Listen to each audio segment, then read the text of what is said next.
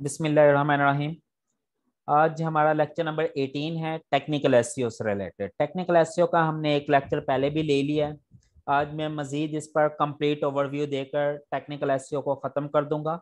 अगर इसे ज़्यादा इन डिटेल पढ़ना है तो आप मैंने अभी यही लेक्चर यूट्यूब लाइव पर भी देने हैं सर हिशाम सरवर के ग्रुप में, तो आप वहां से भी जाकर ये 3 या 4 मेरे लेक्चर होंगे वहां पर, तो वो भी ले सकते हैं। तो आज मैं कोशिश करूंगा टेक्निकल एसईओ हमारी तरफ से खत्म हो जाए, क्योंकि मैं मजीद इन डिटेल में इसमें नहीं जाऊंगा। उसके बाद फिर हम ऑफ पेज एसईओ और लिंक बिल्डिंग की तरफ जाएंगे। ओके, कुछ चीजें हमने लास्ट लेक्चर में देख ली थी, जिसमें ये थोड़ी सी चीजें हमारे पास लिखी हुई हैं। जो हमने वेब स्पीड के बारे में देखा था, नेविगेशन के बारे में देखा था, रोबोट डॉट टेक्स्ट फाइल के बारे में देखा था, साइट मैप के बारे में देखा था, एसएसएल के बारे में देखा था, यूआरएल हैंडलिंग के बारे में देखा था, और फिर हमने देखा था यूआरएल के वर्जन कौन कौन से होते हैं। ठीक है, ये आई होप हमने सब कुछ पढ़ लिया है। मैं मजीद आपको यहाँ से ओवरव्यू देता चला जाऊं। हमने ये देखा था कि बेसिकली टेक्निकल एसईओ क्यों जरूरी है। देखें, टेक्निकल एसईओ बेसिकली मेरी वेबसाइट को टेक्निकली स्ट्रॉन्ग करती है। जैसे मैंने याद आपको एक स्टार्ट में एग्जांपल दी थी कि अगर आपने किसी होटल में या रेस्टोरेंट में जाना है खाना खाने के लिए, जब आप किसी होटल या रेस्टोरेंट में खाना खाने जाते हैं तो वहां पे दो चीजें सबसे ज्यादा इंपॉर्टेंट होती है। द वन इज टेस्ट, कि जो डिश आप इंजॉय करना चाहते हैं या जो खाना आप खाना चाहते हैं उसका टेस्ट कैसा है। Number two, environment. जो टेस्ट होता है ना, हम इसे एसईओ की दुनिया में कहते हैं ऑन पेज एसईओ। जो किसी एक पर्टिकुलर प्रोडक्ट को या पर्टिकुलर चीज को या पर्टिकुलर पेज को बेहतर बनाने के लिए जो काम किया गया, ऑन पेज एसईओ, जैसे कि एक टेस्ट है। दूसरी चीज होती है कि भाई, क्या आपने अगर किसी जगह पे जाना हो तो क्या वहां जाने के लिए उसका टेस्ट होना ही काफी है? नो। बहुत सारी जगह ऐसी होंगी जहां पे टेस्ट तो अच्छा होगा लेकिन फिर भी आप अपने गेस्ट को नहीं लेकर जाएंगे। फिर आप क्या देख रहे होते हैं? आप देखेंगे क्या वहां पे सिटिंग अरेंजमेंट है, क्या सिटिंग कैपेसिटी है, सिटिंग अरेंजमेंट अच्छा है, क्या उनके बर्तन धुले हुए होते हैं, क्या उनका स्टाफ तमीजदार है, वो बदतमीज तो नहीं है, क्या जहां पे आप बैठ के खाना खाएंगे वहां पे स्मेल या बदबू तो नहीं आती। ये सारी चीजें आप चेक करेंगे। ठीक है, अब ये सारी चीजें क्या कहलाती हैं? टेक्निकल चीजें। वेबसाइट की लैंग्वेज में इसे एसईओ की दुनिया में टेक्निकल एसईओ कहते हैं। बेसिकली अगर मैं अपने ही किसी एक पेज को बेहतर बनाने के लिए जो भी काम करता हूं, that is known as on page SEO. और जो मैं ओवरऑल वेबसाइट पे जो काम करता हूं उसे ऑन साइट एसईओ कहते हैं, और ऑन साइट एसईओ को टेक्निकल एसईओ भी कहते हैं। अच्छा, एक बड़ी मजे की बात मैं आपको बताता हूं कि ये जो एसईओ है ना, ये सारी के सारी एक ही पैरामीटर के ऊपर खड़ी हुई है। एसईओ के जितने भी फैक्टर हैं एट द एंड एक ही पैरामीटर के ऊपर खड़े हुए हैं, and that is user experience. Google खुद कहता है कि अगर आपका यूजर एक्सपीरियंस अच्छा है आपकी वेबसाइट का, तो मैं आपकी वेबसाइट को रैंकिंग दूंगा। लेकिन अगर आपकी वेबसाइट का यूजर एक्सपीरियंस बुरा है, अच्छा नहीं है, तो मैं आपकी रैंकिंग अगर होगी भी तो मैं उसे डाउन करना शुरू कर दूंगा। भाई, अब गूगल को क्या पता कि मेरा यूजर खुश हुआ या नहीं हुआ, या मेरी वेबसाइट का यूजर एक्सपीरियंस कैसा है। तो गूगल उसके लिए 3 डिफरेंट पैरामीटर्स यूज करता है। वैसे तो और भी हैं पैरामीटर, लेकिन ये 3 सबसे ज्यादा इंपॉर्टेंट है। The one is bounce rate, the other is exit rate, the third is session time. Last time हमने बाउंस रेट को इन डिटेल स्टडी किया था। आप लोग जल्दी से मुझे बताएं कि what is bounce rate. Bounce rate कहते किसे हैं, या बाउंस रेट जो भी होता है उसको मेजर कैसे करता है गूगल? ओके, बेसिकली अगर मेरा एक यूजर मेरी ही एक वेबसाइट पर लैंड करता है और वो उसी पेज से एग्जिट भी कर जाता है, यानी कि उसने जिस पेज से एंट्री की मेरी वेबसाइट में उसी पेज से एग्जिट कर दिया, यानी कि बेसिकली उसने कोई दूसरा पेज मेरी वेबसाइट का विजिट नहीं किया, सिर्फ एक ही पेज विजिट किया, तो that would be counted as bounce rate.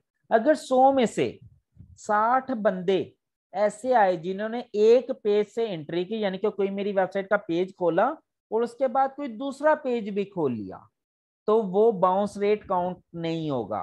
और 40% ऐसे थे जिन्होंने कोई एक पेज खोला और वेबसाइट बंद कर दी, तो मेरा बाउंस रेट होगा 40%। ठीक हो गया। ये एक सबसे इंपॉर्टेंट चीज है। तो भाई बाउंस रेट को कम करना हमारे ऊपर फर्ज है, एसईओ अगर हमने अच्छी करनी है, ये जहन में रखें।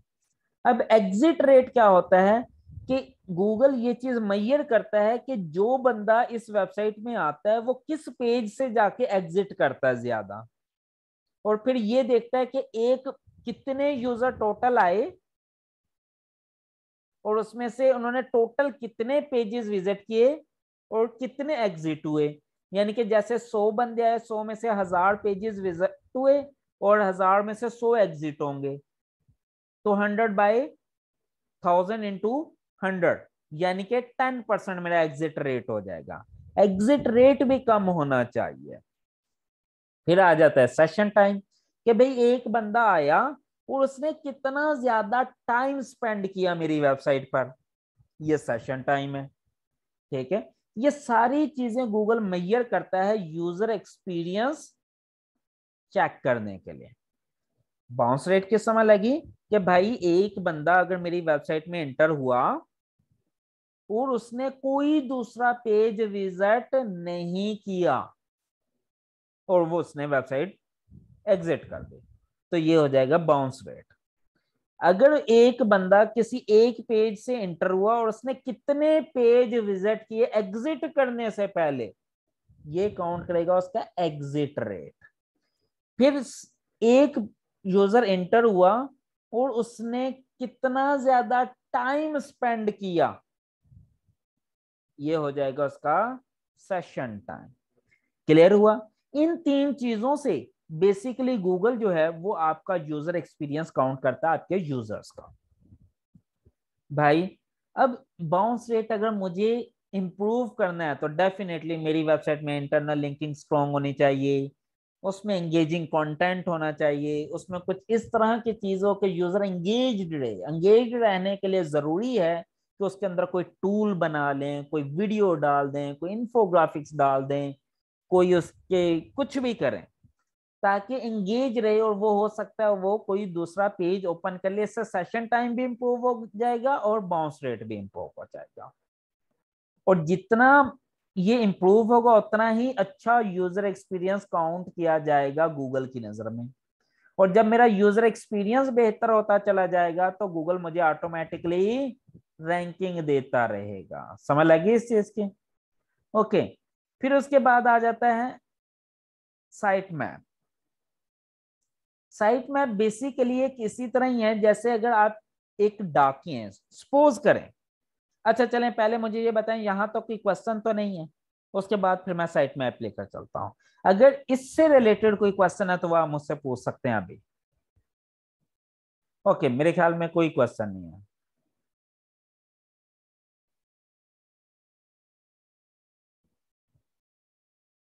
ओके, अच्छा, साइट मैप की मैं आपको बात बताता हूँ। साइट मैप इसी तरह है जैसे एक सोसाइटी का मैप होता है। सोसाइटी का मतलब समझते हैं ना, एक इलाका है, एक सोसाइटी है, उस सोसाइटी के अंदर कुछ ब्लॉक्स होते हैं, उस सोसाइटी के ब्लॉक्स के अंदर कुछ स्ट्रीट्स होती हैं, गलियां होती हैं, उस उन गलियों में फिर हाउस नंबर होते हैं, बिल्कुल same as like colony. Colony कह लें, सोसाइटी कह लें, कुछ भी कह लें, टाउन कह लें, बिल्कुल। अच्छा, इसका एक मैप होता है जिसे सोसाइटी मैप कहते हैं। अब अगर आप सपोज करें आप डाकिया हैं, यू आर पोस्टमैन, और आपको 10 लेटर दे दिए गए या 20 लेटर दे दिए गए और आपको कहा कि आपके पास 10 मिनट है या आधा घंटा है, आपने ये 20 लेटर इस सोसाइटी में इन लोगों को देकर आने। अब आप सोसाइटी में गए, अब आप पहली दफा सोसाइटी में जा रहे हैं, आपको नहीं पता किसका घर कहाँ पे है।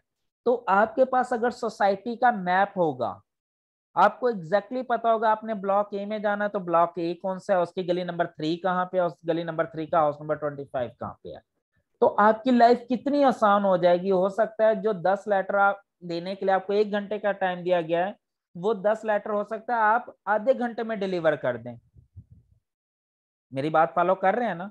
लेकिन अब वहीं पे 10 लेटर आपको दे दिए गए, लेकिन आपको मैप नहीं दिया गया, एड्रेस लिख दिया कि जाएं ढूंढें और जाके लेटर डिलीवर करें। हो सकता है आपको वो ढूंढते ढूंढते घंटा गुजर जाए और सिर्फ 2 या 3 लेटर डिलीवर कर पाए, बाकी के 7 या 8 लेटर आप डिलीवर नहीं कर पाएंगे। मेरी बात फॉलो कर रही हैं। इसी तरह जब गूगल का क्रॉलर आपकी वेबसाइट पे क्रॉलिंग करने के लिए आता है, तो साइट मैप का क्या काम है, आपकी वेबसाइट के तमाम एड्रेसेस की एक लिस्ट उसे प्रोवाइड कर देता है कि भाई जाओ और ये मेरी वेबसाइट की लिस्ट है, और जाकर 1 बाय 1 इसको रीड करो और इंडेक्स कर लो। जैसे ये मैं अभी dgapps.com का साइट मैप आपके सामने खोल के दिख रहा हूँ, ये देखें ये मेरी वेबसाइट का साइट मैप है। अब मैंने पूरे का पूरा एक साइट मैप इसको गूगल को दे दिया कि भाई जाएं यहां से 1 बाय 1 लिंक खोलते जाएं और रीड करते जाएं, क्रॉल करते जाएं और इंडेक्स करते जाएं। You getting my point. कितना आसान कर दिया मैंने गूगल क्रॉलर का काम। अगर ये मैं ना देता तो गूगल क्रॉलर को मेरी वेबसाइट्स में जाके चीजें ढूंढनी पड़नी थी, तो उसका टाइम लग जाना था ना। अच्छा, अभी ये मैं थ्योरी थोड़ी सी बिल्ड कर रहा हूं, उसके बाद मैं आपको एग्जैक्ट चीज बताता हूं, ठीक है। अच्छा, अब एक और चीज है जिसको कहते हैं रोबोट डॉट टेक्स्ट फाइल। अब रोबोट फाइल क्या होता है, रोबोट फाइल कहते हैं इंस्ट्रक्शन सेट को, इंस्ट्रक्शंस फॉर द वेबसाइट। अब आप एज्यूम कर रहे हैं, अब आप बेसिकली खाना डिलीवर, अभी थोड़ी सी मैं एग्जांपल को ना चेंज करता हूं, थोड़ा सा एग्जांपल को चेंज करता हूं। पहले तो आप लेटर डिलीवर कर रहे थे ना, अब लेटर नहीं डिलीवर कर रहे, आप खाना डिलीवर कर रहे हैं, फूड। जब आपने फूड डिलीवर करनी होगी तो जिस बंदा ने फूड मंगवा रहा है ना, वो आपको इंस्ट्रक्शन दे रहा है कि भाई इसके साथ रायता लेके आना है, इसके साथ सैलेड नहीं लेके आनी है आपने, इसके साथ ये चीज लेके आना है, ये नहीं लेके आना। इंस्ट्रक्शन देते हैं ना वो आपको फूड वाला, जिसने भी खाना मंगवाया। अब जो बंदा इंस्ट्रक्शन दे रहा है आप उसी के इंस्ट्रक्शन को फॉलो करेंगे ना। फिर इंस्ट्रक्शन को फॉलो करके वो आपको कहेगा ये मेरा एड्रेस है, अब इस एड्रेस पर आ जाओ।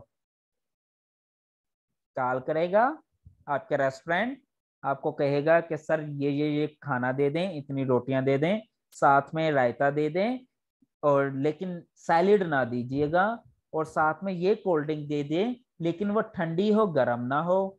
अब वो इंस्ट्रक्शंस दे रहा है ना, और साथ वो कहेगा भाई इस एड्रेस के ऊपर डिलीवर कर दे। मेरी बात समझ लग रही है। सेम इसी तरह गूगल का सबसे पहला स्टेप क्या होता है आपकी वेबसाइट में, गूगल क्रॉलर का सबसे पहला स्टेप जो होता है, उसने क्या करना है, आपका इंस्ट्रक्शन सेट रीड करना है। भाई अब इंस्ट्रक्शन सेट कहाँ लिखा होता है, चलें जी हम अपनी ही वेबसाइट का इंस्ट्रक्शन सेट खोलते हैं, dgapps.com/robots.txt। ये इंस्ट्रक्शन सेट लिखा हुआ है, सॉरी ये इंस्ट्रक्शन सेट लिखा हुआ है, ठीक है। अब ये आपको रीड करना आना चाहिए, मैंने काफी डिटेल में वैसे ये पढ़ा दिया था, लेकिन अगर अभी भी आपको ये चीज समझ नहीं लगी तो पिछला लेक्चर देखें, या यूट्यूब लाइव में जाएं और सर हिशाम सरवर के जो कोहोर्ट 5 वाला लेक्चर है ना वो देख लें। यूट्यूब पर जाएं, यूट्यूब में जाकर हिशाम सर्वर वाला ये ओपन करें, इसमें वीडियोस में जाएं, इसमें ये जो लेक्चर है ना कोड 5 टेक्निकल एसईओ वर्डप्रेस, ये वाला लेक्चर ओपन करें, इसको जरा तसल्ली से सुने। इसमें मैंने पूरे का पूरा रोबोट फाइल जनरेट करना सिखाई है, ये देखें ये पूरा रोबोट फाइल, ठीक है। यहां से आप पढ़कर सीख सकते हैं। उसके अलावा अगर मजीद डिटेल में जाना है तो आप इसमें जाएं लेक्चर में, ये सॉरी मेरे ग्रुप में जाएं, learn to earn from internet.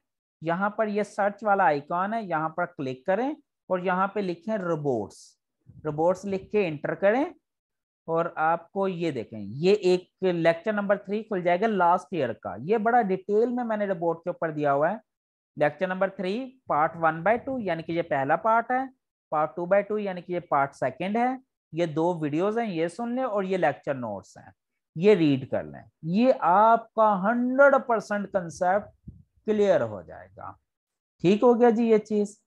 अब ये बेसिकली एक इंस्ट्रक्शन सेट है। जब सबसे पहला काम गूगल ने इंस्ट्रक्शन रीड करनी है, इसी इंस्ट्रक्शन में एड्रेस दिया होता है। ये देखें, ये साइट में आपका एड्रेस दे दिया ना मैंने, ये चीज होती है। कॉल की होटल पे, इंस्ट्रक्शंस दी और अपना एड्रेस दे दिया। अब इस एड्रेस पर जाना है क्रॉलर ने, और इन सब को रीड करके क्रॉल करके इंडेक्स कर लेना है। बस ये टोटल काम है। समझ लग गई? अब आपको बेसिकली साइट मैप और robot.txt की समझ लग गई। यहां तक अगर कोई इश्यू है तो आप पूछ लें, कोई भी क्वेश्चन।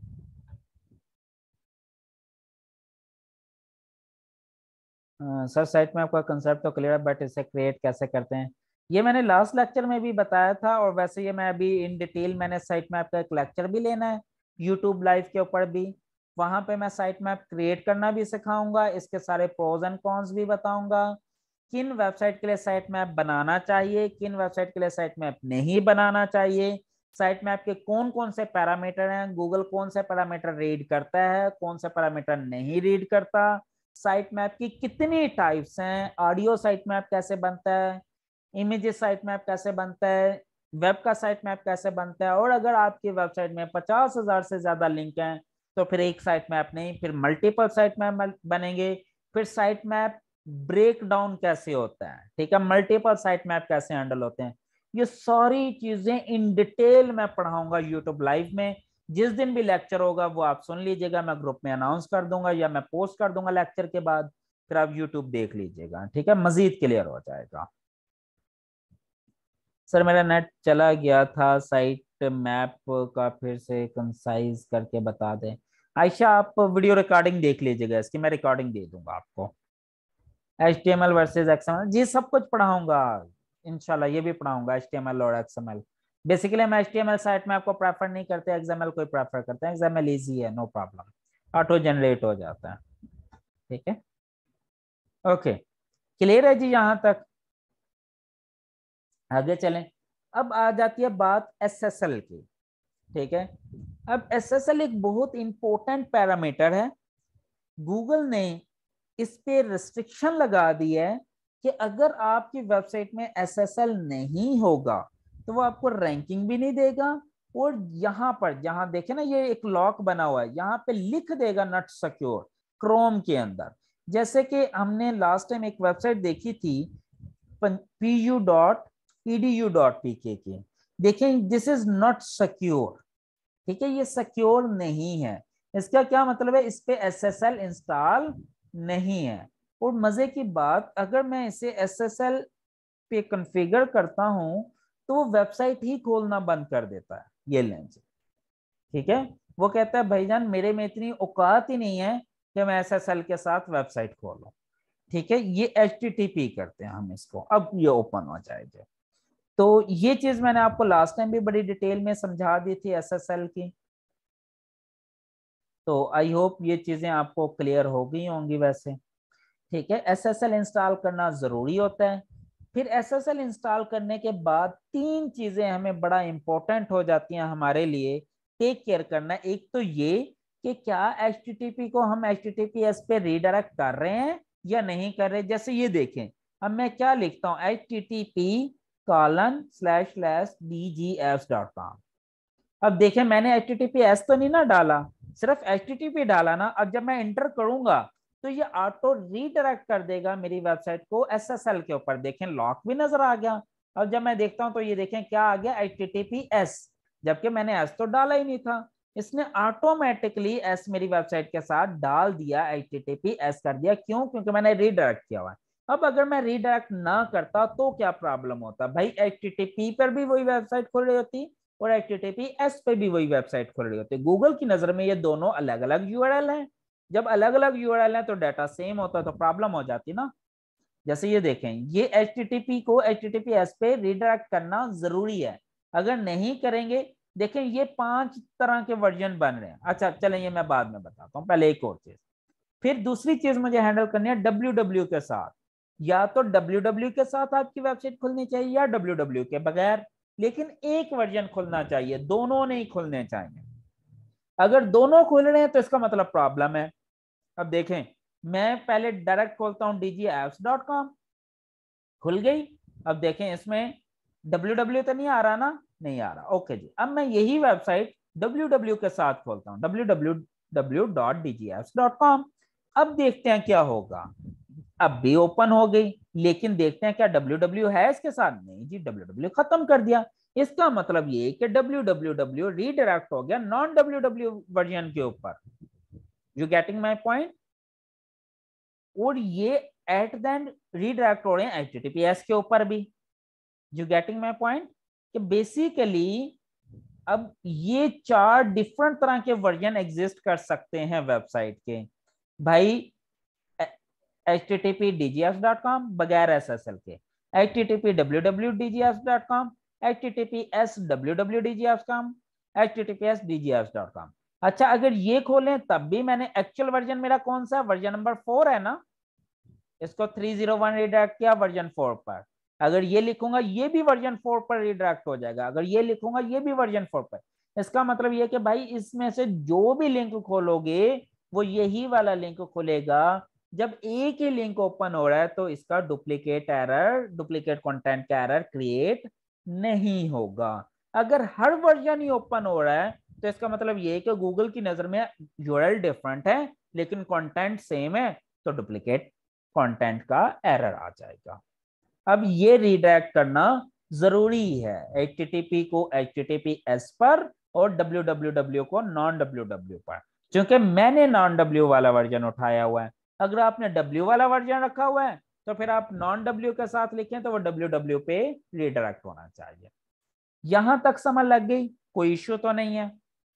अच्छा एक कॉमन मिस्टेक जो बहुत ज्यादा लोग करते हैं और इनफैक्ट किसी को पता ही नहीं है, पता होगा बहुत सारे लोगों को लेकिन बहुत सारे ऐसे एक्सपर्ट हैं जिन्हें इस चीज का नहीं idea, that is about trailing slash. कि बेसिकली कुछ लोग ऐसे होते हैं जिनका स्लैश के साथ लिंक ओपन होता है और कुछ का दोनों के साथ होता है। तो ये एक वर्जन ओपन होना चाहिए। अब जैसे देखिए मैं स्लैश लगाता हूं ना तो वो स्लैश रिमूव कर देता है, मैं विदाउट स्लैश वर्जन यूज कर रहा हूं इसका। क्लियर होगी? अब इसी तरह एक वेबसाइट थी वो स्लैश वर्जन के साथ चल रही थी, अब वो मुझे एग्जैक्टली नहीं पता कौन सी थी, पता नहीं इन्हीं में से थी कोई। हाँ यस, ये देखें अब वेब डॉट डेव की एग्जांपल आपका सामने है। ये स्लैश यूज करता है ना एंड पे, लेकिन मैं नहीं यूज कर रहा। आप यूज करें या ना करें कोई प्रॉब्लम नहीं, लेकिन एक ही वर्जन रखना है। अब देखें अब मैं क्या करता हूं, इसके स्लैश रिमूव कर देता हूं, स्लैश रिमूव करके एंटर करता हूं तो वो ऑटोमेटिकली रिडायरेक्ट कर देता है स्लैश वाले पे। मैंने बगैर स्लैश के रखा हुआ है, अब अगर मैं स्लैश डाल के भी एंटर करूं तो वो मुझे रिडायरेक्ट कर देता है विदाउट स्लैश पे। इसे कहते हैं ट्रेलिंग स्लैश। बहुत सारे लोगों को इसका नहीं पता होता, वो क्या करते हैं स्लैश के साथ भी खुल रहा है बगैर स्लैश के भी। अगर स्लैश लग जाएगा तो गूगल की नजर में इसका यूआरएल चेंज हो जाएगा, ये ज़हन में रखें। इंडेक्स पेज पे स्लैश को वही मैटर नहीं करता, लेकिन इनर पेजेस पे स्लैश बहुत ज्यादा मैटर करती है। स्लैश बड़ी इंपॉर्टेंट है, समझ लग रही है? तो ये बेसिकली 5 तरह के वर्जन होते हैं किसी भी यूआरएल के। आपको ये सारे वर्जन किसी एक पर ही रीडायरेक्ट करवाने हैं, मैनेज करने हैं। ये चीजें आपको पता होनी चाहिए। समझ लग गई ये चीज? यहां तक कोई कंफ्यूजन है तो आप मुझसे पूछ सकते हैं। अब आपको बेसिकली मैंने बेसिक यूजर एक्सपीरियंस के बारे में भी बता दिया, मैंने आपको साइट मैप का भी इंट्रोडक्शन दे दिया, मैंने आपको robo.txt का भी बता दिया, मैंने आपको SSL के बारे में भी बता दिया। यहां तक अगर कोई भी क्वेश्चन है, अगर कोई चीज नहीं समझ लगी तो आप मुझसे पूछ सकते हैं। और बिलीव करें बहुत सारे लोग ऐसे हैं जिन्हें इन चीजों का पता भी नहीं है। ठीक है, आप पेड कोर्स ले लें, वो ट्रेलिंग स्लैश का जिक्र तक भी नहीं करेंगे। और ये एक स्लैश की वजह से आपके इतने प्रॉब्लम्स हो सकते हैं कि आपकी सोच है, सोच, ठीक है। तो ये चीजें बहुत जरूरी हैं।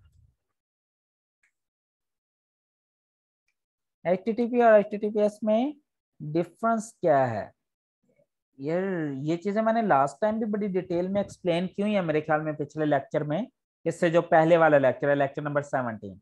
लेकिन मैं थोड़ा सा ब्रीफली आपको बता देता हूँ कि बेसिकली जब आप SSL इंस्टॉल कर लेते हैं तो HTTP कन्वर्ट हो जाता है HTTPS में। और SSL का ये फायदा होता है कि जो भी कम्युनिकेशन आपके ब्राउजर से आपके सर्वर के दरमियान होती है, यानी कि आप अपना डाटा अपने लैपटॉप से जो लिखते हैं अपने ब्राउजर में लिखते हैं ना, और जब उसे सबमिट करते हैं तो वो डाटा कहीं जाके सेव होना होता है ना, वो कहाँ सेव होता है, आपके सर्वर पे। जैसे कि रजिस्ट्रेशन फॉर्म है, रजिस्ट्रेशन फॉर्म सर्वर पर तो फिल नहीं होता, रजिस्ट्रेशन फॉर्म तो आपने अपने ब्राउजर में फिल किया ना, पूरा फिल करने के बाद सबमिट करते हैं। जब सबमिट करते हैं तो वो जो डाटा आपने फिल किया उसकी एक अरे बना के सेंड कर देता है सर्वर पर। You getting my point. अब वो अरे बना के जो डाटा जिस फॉर्मेट में सेंड कर रहा है ना, वो इंपॉर्टेंट होता है। अगर आपने नेकेड डाटा सेंड किया विदाउट एनी इंक्रिप्शन, तो मोस्ट प्रोबेबली चांस है कि दरमियान में कोई इंट्रूडर बैठा आपका डाटा चोरी कर लेगा। तो आप क्या करते हैं, डाटा सेंड करने से पहले उसे इंक्रिप्ट कर देते हैं ब्राउजर के अंदर ही। इंक्रिप्ट करने के बाद आप उसे सर्वर पे सेंड करते हैं। अब वो जो इंक्रिप्शन होते हैं ना, वो SSL का होता है। बस लेमैन लैंग्वेज में बता रहा हूँ, ये मैं टेक्निकल लैंग्वेज में नहीं बता रहा। टेक्निकल लैंग्वेज में जाऊंगा तो इसमें बहुत सारी चीजें 1 to 8 बिट इंक्रिप्शन होती है, मैं उसकी डिटेल में नहीं जा रहा। सिर्फ एक लेमैन लैंग्वेज में बता रहा हूँ ताकि आपको समझ लग जाए कि ब्राउजर में डाटा जब आप सेंड करते हैं ब्राउजर से सर्वर पे, तो वो इंक्रिप्टेड फॉर्म में सेंड होता है, ताकि कोई इंट्रूडर अगर डाटा चोरी भी कर ले आपका, कोई हैकर बीच में से डाटा चोरी भी कर ले, तो उसे समझ ना लगे कि ये क्या है। और इंटरनेट की दुनिया में सबसे इंपॉर्टेंट डाटा पता क्या होता है, जिसको आप अवॉइड करते हैं कि कोई चोरी ना कर ले, दैट इज क्रेडिट कार्ड। जो कि ई-कॉमर्स वेबसाइट में होता है कि क्रेडिट कार्ड का नंबर ना चोरी हो जाए, क्योंकि क्रेडिट कार्ड का नंबर चोरी होने से आपका सारा पैसा जाया हो सकता है, ठीक है। तो फिर हम ये क्रेडिट कार्ड का नंबर या इंटरनेट बैंकिंग की यूजर नेम पासवर्ड या OTPs, ये सारी चीजें बड़ी एक प्राइवेट पर्सनल चीजें होती हैं, तो ये फिर हम इनक्रिप्ट करके ही सेंड करना लाजमी होता है। समझ लग गया। उस पर्पस के लिए एक टूल या एक सॉफ्टवेयर यूज होता है जिसे SSL कहते हैं। आई होप ये चीज अब आपको क्लियर हो गई होगी। Sir, my internet got disconnected and missed some part of the lecture at bounce rate. Explanation, can you give summary in the end if possible? पहले आप अपना नाम चेंज करें, फिर मैं आपको आंसर करूंगा Oppo A16। ओके, चलें। Okay, next point is about the duplicate content manage. That how can we manage the duplicate content? अगर duplicate content create हो रहा है हमारी वेबसाइट में, तो क्या किया जाए। चलें जी, मैं आपको एक छोटी सी एग्जांपल देता हूँ। मैं अपनी वेबसाइट में गया, अर्निंग गाइड ओपन की। अब यहाँ देखें, यहाँ पे ये कुछ आर्टिकल नजर आ रहे हैं ना। अब ये आर्टिकल कहाँ पे नजर आ रहे हैं, earningguide.com/earningguide। अब मैं यहाँ पे अगर सर्च कर लूं एक वर्ड इंटरनेट, तो इस पे एक और लिंक बन गया, search Q is equal to internet, और उस पे वही कंटेंट आ गया जो अर्निंग गाइड के अंदर ऑलरेडी दिया हुआ है। देखें, ये वाला कंटेंट ऑलरेडी यहाँ पर दिया हुआ है, तो ये डुप्लीकेट हो जाएगा ना कि भाई यही कंटेंट यहाँ भी दिया हुआ है और यही कंटेंट यहाँ भी दिया हुआ है, और जबकि दोनों के URL डिफरेंट है, तो ये भी एक डुप्लीकेट कंटेंट है। फिर उसके अलावा एक पेजिनेशन होती है। जैसे ये देखें, ये एक पेज है, इसके ऊपर कुछ आर्टिकल दिए हुए हैं, लेकिन तमाम आर्टिकल पहले पेज पर तो नहीं हो सकते ना। अगर आर्टिकल की तादाद बहुत ज्यादा है तो आपको दूसरा पेज भी यूज करना पड़ेगा। तो फिर हम क्या करते हैं, इस तरह पेजिनेशन बना देते हैं, यानी कि एक ही पेज के अर्निंग गाइड के को ही मल्टीपल पेजेस में कन्वर्ट कर देते हैं। अब ये इसका पेज नंबर 2 है। देखें यहाँ पर एक और चीज ये आ गया, page is equal to 2। Content उसी का ही है अर्निंग गाइड का, लेकिन उसने पेज नंबर 2 भी बना दिया, तो इसको हम कहते हैं पेजिनेशन, ठीक है। अब ये भी डुप्लीकेट कंटेंट में आता है। तो इस तरह के कंटेंट को हम कभी भी नहीं चाहते कि वो इंडेक्स हो गूगल में। तो इस तरह के कंटेंट को फिर हम मुख्तलिफ तरीकों से मैनेज करते हैं। इस तरह के कंटेंट को मैनेज करने के लिए robot.txt का भी सहारा लिया जा सकता है और कैनोनिकल टैग का सहारा भी लिया जा सकता है। कैनोनिकल टैग हमें ये बताता है कि हम कौन सा वर्जन इसमें प्रेफर कर रहे हैं, कौन सा यूआरएल हम इसे प्रेफर कर रहे हैं जो गूगल इंडेक्स कर रहे हैं। ठीक है, तो ये चीजें इंपॉर्टेंट होती हैं। फिर 301 रीडायरेक्शन एक होती है, ये होती है in the case of blog. अगर ब्लॉग का कंटेंट डुप्लीकेट हो रहा है तो फिर हम रीडायरेक्ट करके एक यूआरएल को दूसरे यूआरएल पर ले जाते हैं। ठीक है, ये मुख्तलिफ मेथड होते हैं। रीडायरेक्शन के थ्रू भी आप कर सकते हैं, आप robot.txt के थ्रू भी कर सकते हैं, कैनोनिकल टैग के थ्रू भी कर सकते हैं। robot.txt के थ्रू कैसे करना है मैनेज, ये इन डिटेल में ऑलरेडी यूट्यूब वाले लेक्चर में बड़ी डिटेल में एक्सप्लेन कर चुका हूं, बहुत डिटेल में। आप चाहें तो वहां जाकर सुन सकते हैं। ठीक हो गया जी। उसके बाद एक और इंपॉर्टेंट पॉइंट है broken link management. That is very important in technical SEO. Okay, कोई क्वेश्चन है तो आप पूछ सकते हैं। सर कैसा कंटेंट डुप्लीकेट हो, any specific criteria to understand. बेटा अभी तो मैंने आपको बताया, जैसे ये देखे ना, मैंने अर्निंग गाइड ओपन की, यहाँ पे ये मैंने कंटेंट ऑलरेडी दे रखा है ना। अब मैं अगर इंटरनेट का वर्ड सर्च करता हूं, यहाँ पे इंटरनेट का वर्ड सर्च करता हूं, फॉर एग्जांपल इंटरनेट। अब देखें यहाँ पे यूआरएल अभी अर्निंग गाइड है, जब मैं एंटर करता हूं तो यूआरएल चेंज हो गया इसका। अब गूगल की नजर में ये पेज अलग है, ये पेज अलग है, लेकिन इसका सारे का सारा कंटेंट कहां से आ रहा है, इसी पेज में से। देखें जो सर्च होता है, सर्च में कोई अलग कंटेंट तो नहीं होता ना, सर्च वाला कंटेंट ऑलरेडी कहीं ना कहीं पब्लिश है आपकी वेबसाइट में, वहीं से तो उठा के आप लेकर आ रहे हैं सर्च करके। तो वो कंटेंट सर्च वाला कभी भी ओरिजिनल नहीं होता, वो हमेशा डुप्लीकेट कंटेंट होता है। और यही वजह है कि सर्च वाला पोर्शन हम ब्लॉक कर देते हैं robot.txt फाइल में जाकर। ठीक है, आई होप ये पॉइंट अब आपको क्लियर हो गया होगा। Okay sir, my lecture got missed, I change my name, got it. Okay ठीक है जी, क्लियर हो गया जी यहां तक। अब हमारा नेक्स्ट पॉइंट है ब्रोकन लिंक मैनेज। कि अगर हम पहले तो ये बताएं ब्रोकन लिंक क्या होता है। अब गूगल की नजर में ब्रोकन लिंक कहलाने के लिए दो शर्तें हैं, उन दोनों का पूरा होना जरूरी है। द वन इज एक ऐसा पेज जिसपे कंटेंट था और वो डिलीट हो गया, वो पेज आपने डिलीट कर दिया। नंबर टू, वो पेज तो डिलीट कर दिया लेकिन उसका यूआरएल, उसका लिंक कहीं ना कहीं एग्जिस्ट करता है, वो कहीं गूगल के अंदर आता है सर्चेज में या कहीं पे। अब अगर कोई ऐसा पेज आपने डिलीट कर दिया जिसका लिंक कहीं एग्जिस्ट ही नहीं करता, तो वो ब्रोकन लिंक नहीं कहलाएगा।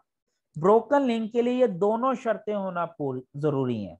एक तो वो लिंक डिलीट हो, नंबर टू वो पुराना लिंक जो डिलीट हुआ है वो कहीं ऐसी जगह पे एग्जिस्ट करता हो जहां से लोग क्लिक करके उस वेबसाइट की तरफ अप्रोच करें या उस वेबसाइट को ओपन करें। ठीक है, जैसे फॉर एग्जांपल मेरी एक वेबसाइट का लिंक गूगल में ऑलरेडी एग्जिस्ट करता है और मैंने वो लिंक डिलीट कर दिया। भाई गूगल में तो पड़ा हुआ है ना, जब लोग गूगल से क्लिक करेंगे तो वो आगे तो उन्हें वो पेज नहीं मिलेगा, तो उसे क्या कहेंगे, ब्रोकन लिंक। क्लियर हो गया। अब ब्रोकन लिंक को मैनेज करने के 5 तरीके हैं। एक तो 301 रिडायरेक्शन होती है परमानेंट, एक होती है 302 टेम्परेरी, एक होती है रिक्रिएट द कंटेंट, एक होता है सिंपली रिडायरेक्ट टू 404, एक होता है यूज ऑफ 410। अच्छा, अब ये चीजें समझना थोड़ी सी इंपॉर्टेंट है कि भाई अब अगर एक पेज था अब ये हमने देखना है कि हमने इसका कौन सा सोल्यूशन अप्लाई करना है। ये डिपेंड करता है हमारे पैरामीटर पे। किन पैरामीटर्स पे, वो अभी हम देखते हैं। एक पेज था, वो गूगल पे आ गया, गूगल से उसकी ट्रैफिक भी आ रही थी, लेकिन गलती से मैंने उसे डिलीट कर दिया, गलती से डिलीट कर दिया। अब मुझे क्या करना चाहिए, ये उसके ट्रैफिक पे डिपेंडेंट है। सपोज करते हैं एग्जांपल नंबर 1, उसके ऊपर भाई ट्रैफिक ही कोई नहीं आ रही, कोई ट्रैफिक नहीं आ रही। अभी इंडेक्स तो हो गया वो गूगल में, लेकिन जीरो ट्रैफिक है। तो मुझे क्या करना चाहिए भाई, जब ट्रैफिक ही जीरो है, सबसे सिंपल रीडायरेक्ट टू 404, 404 पे रीडायरेक्ट कर दूं, गूगल को पता चल जाएगा कि ये पेज मैंने रिमूव कर दिया, वो ऑटोमेटिकली गूगल से भी उसका लिंक खत्म कर देगी। क्लियर हो गया। जैसे कि अब फॉर एग्जांपल मुझे नहीं पता, मैं सिंपल ये एक सी लिखकर इंटर करता हूं। अब सी का तो कोई लिंक नहीं है ना, ना ही ये सर्च होता है, ना ही मेरी वेबसाइट। देखें ये मुझे कहाँ लेगा, 404। इसने कहा जी पेज नॉट फाउंड, ये वाला पेज एग्जिस्ट ही नहीं करता सी के नाम से। क्लियर हो गया। ये तो एक सबसे आसान सॉल्यूशन है, आप उसे 404 कर दें। लेकिन ये तब करेंगे जब हमारी वेबसाइट पे कोई ट्रैफिक नहीं है उस पर्टिकुलर यूआरएल के ऊपर। भाई जब ट्रैफिक ही नहीं है तो ठीक है, उसे 404 कर दें, हमें क्या फर्क पड़ना है। क्लियर हो गया। अब अगर उसके ऊपर सिर्फ 10 एक बंदे आते हैं, टोटल पूरे महीने में सिर्फ 10 क्लिक हैं जी, यार 10 क्लिक हैं, उसके लिए क्या कोई तरद्दुद करे। लेकिन दिल भी नहीं करता उन 10 लिंक को जाया करने के लिए, 10 क्लिक्स को। यार चलो 10 बंदे तो क्लिक करके ओपन कर रहे हैं ना मेरी वेबसाइट, तो मैं उन्हें जाया भी ना करूं। लेकिन वो 10 बंदे इतने बड़ी तादाद नहीं है कि मैं उनके लिए कोई ज्यादा मेहनत करूं। तो मैं क्या करूंगा, अगर मेरा एक आर्टिकल था advantages and disadvantages of internet, वो डिलीट हुआ, मैं देखूंगा इससे रिलेटेड कोई आर्टिकल है। हाँ एक आर्टिकल मिल गया, फैक्ट्स अबाउट द इंटरनेट, मैंने फौरन रीडायरेक्ट कर दिया, परमानेंट 301 रीडायरेक्ट। क्या भाई मैंने अब एडवांटेजेस डिसएडवांटेजेस का आर्टिकल पब्लिश नहीं करना, इसका यूआरएल यूज नहीं करना, इसको परमानेंट रीडायरेक्ट कर दो फैक्ट्स ऑफ इंटरनेट वाले पेज पर। चलो मेरी मेहनत भी ना हुई, और जो 10 लोग क्लिक करते हैं पूरे महीने में इस आर्टिकल को, वो चलो दूसरा आर्टिकल मेरे चले जाएंगे, 10 बंदे जाया तो नहीं ना होंगे, वेबसाइट तो खुलेगी ना, 404 पे तो नहीं ना जाएगा। You getting my point. Example number 2 समझ लग गई। अब एग्जाम्पल नंबर 3, भाई उसके ऊपर 300 200 क्लिक होते हैं हर महीने। यार 200 ट्रैफिक बड़ी ज्यादा होती है। तो मैं क्या करूंगा, यार इस पे तो अच्छी ट्रैफिक आ रही है, मैं उसे रिक्रिएट करूंगा, दोबारा वही यूआरएल लाइव करूंगा और उसमें कंटेंट भी डालूंगा। अब मेहनत करूंगा, यार 300 बंदे एटलीस्ट महीने के मुफ्त में आ रहे हैं, something is better than nothing. तो मैं उसे रिक्रिएट करूंगा कंटेंट को, ताकि वो आए और जो चीज वो ढूंढते मेरी वेबसाइट पर आ रहे हैं वो उसे मिल जाए। लेकिन एक प्रॉब्लम है, अब रिक्रिएट करते हुए थोड़ा सा टाइम तो लग जाएगा ना, हो सकता है 1 दिन लग जाए, 2 दिन लग जाए, मैंने पूरा आर्टिकल बनाना है, लिखना है, पब्लिश करना है। तो भाई वो 2 दिन क्या करें, क्या वो 2 दिन ट्रैफिक को जाया होने दें? नहीं, उन 2 दिनों के लिए, जिन 2 दिनों में आप रिक्रिएट कर रहे हैं, 302 रीडायरेक्ट कर दें, टेम्परेरी रीडायरेक्ट कर दें। टेम्परेरी रीडायरेक्ट कहाँ कर दें, उससे ही रिलेटेड आर्टिकल पे, जैसे फैक्ट्स अबाउट इंटरनेट। भाई एडवांटेजेस ऑफ इंटरनेट के ट्रैफिक मैंने रीडायरेक्ट करवा दी, facts about internet just for 2 days, temporary redirection है कि भाई अभी मैं इसका कंटेंट रिक्रिएट कर रहा हूं, जैसे रिक्रिएट होगा मैं दोबारा अपने मेन आर्टिकल पर ले आऊंगा। समझ लग गई है मेरी बात। ये 3 तरह के सोल्यूशन है। अब 301 और 302 में फर्क क्या है? 301 परमानेंट रीडायरेक्ट है, जब परमानेंट रीडायरेक्ट है तो इसका मतलब गूगल ये कहता है कि अब आपने पक्का पक्का इस लिंक को रीडायरेक्ट कर दिया इस पे, तो वो क्या करता है, पुराने यूआरएल का जो भी एसईओ वर्थ होती है, जो भी वो उठा के नए लिंक के ऊपर अप्लाई कर देता है। You getting my point? For example पुराने लिंक का पेज अथॉरिटी थी 20 और नया लिंक जो बनाया वो 0 है। जब आपने परमानेंट रिडायरेक्ट करेंगे तो वो पूरे का पूरा लिंक जूस उठा के एसईओ जूस अगले लिंक पे ट्रांसफर कर देगा। लेकिन जब यही आप 302 करेंगे तो गूगल को ये कमांड जाएगी कि भाई ये टेम्परेरी है। जब टेम्परेरी है तो वो फिर उसका एसईओ वर्थ ट्रांसफर नहीं करेगा। ये जहन में रखें। इसकी एग्जांपल बिल्कुल मैं इसी तरह देता हूं कि अगर भाई आपके पास आपका घर है और आपने अपने घर को व्हाइट वॉश करना है, थोड़ी सी मरम्मतें भी करनी है। अब आपके लिए मसला होगा ना, आप क्या करेंगे? आप हो सकता है कोई दूसरा घर 1 महीने के लिए किराए पे ले लें कि जी 1 महीना लग जाना है इस घर के रेनोवेशन पर, चलो मैं 1 महीने कोई दूसरा घर किराए पे ले लेता हूं। ऐसी बात है ना। जब लिया आपने 1 महीने के लिए तो क्या पुराने घर का एड्रेस आप चेंज करवाएंगे अपने डॉक्यूमेंट पे? कभी भी नहीं करवाएंगे। आप यही कहेंगे ना भाई टेम्परेरी है, 1 महीने के बाद हमने वापस उसी घर में चले जाना है। तो आप कहीं भी जाके एड्रेस अपना चेंज नहीं करवाएंगे, ये जहन में रखना। लेकिन अब अगर वो घर आपने बेच दिया और पक्का पक्का एक नया घर खरीद लिया, फॉर एग्जाम्पल पहले आप ब्लॉक नंबर 1 में थे, अब आप ब्लॉक नंबर 8 में चले गए, घर बेच के नया घर खरीद लिया, अब आप क्या करेंगे? अब आप अपने हर डॉक्यूमेंट पे जाके अपना एड्रेस चेंज करवाएंगे। डाकियों को भी बताएंगे कि भाई अब मैं ब्लॉक 1 में नहीं ब्लॉक 8 में रहता हूँ, मेरे डाक वहां पे दिया करें। पीटीसीएल का एड्रेस भी चेंज करवाएंगे। अब अपने दूसरे बिलिंग का एड्रेस भी चेंज करवाएंगे। अपने बैंक में भी जाके एड्रेस चेंज करेंगे कि मेरे नए एड्रेस पे लेटर आने चाहिए। ऐसा ही होगा ना। सेम यही चीज सर्वर के साथ होती है, गूगल के साथ होती है। अगर 301 है तो वो सारा लिंक पुराना जूस उठा के नए पे ट्रांसफर कर देता है। अगर 302 है टेम्परेरी है तो वो फिर कोई भी लिंक जूस ट्रांसफर नहीं करता। क्लियर होगी यहां तक मेरी बात? यहां तक चीज समझ लग गई आपको ब्रोकन लिंक मैनेजमेंट की? यहां तक कोई प्रॉब्लम या इशू तो नहीं है? सर रिक्रिएट कंटेंट जब करेंगे तो परमा लिंक तो सेम होगा, फिर इसकी रिडायरेक्शन कैसे होगी? जी जब हम रिक्रिएट करेंगे तो उसका जो फिर परमा लिंक है ना, या जिसे यूआरएल कहते हैं या स्लग कहते हैं, वो बिल्कुल सेम रखना पड़ेगा। भाई रीडायरेक्ट हमने रिक्रिएट करने से पहले करना है। जब रिक्रिएट हो गया फिर रीडायरेक्ट नहीं करना। ठीक है, फिर तो दोबारा उसी पे रखना है ना। जब रिक्रिएट हो गया फिर तो वही यूआरएल ओपन होना चाहिए ना। लेकिन जब तक रिक्रिएट नहीं हुआ तब तक क्या करेंगे? तब तक रीडायरेक्ट करना है। भाई जब तक घर व्हाइट वॉश हो रहा है या रेनोवेट हो रहा है तब तक आप रेंट पे रहेंगे ना। लेकिन जब आपका घर सेट हो गया फिर तो आप अपने ही घर में आके रहेंगे ना।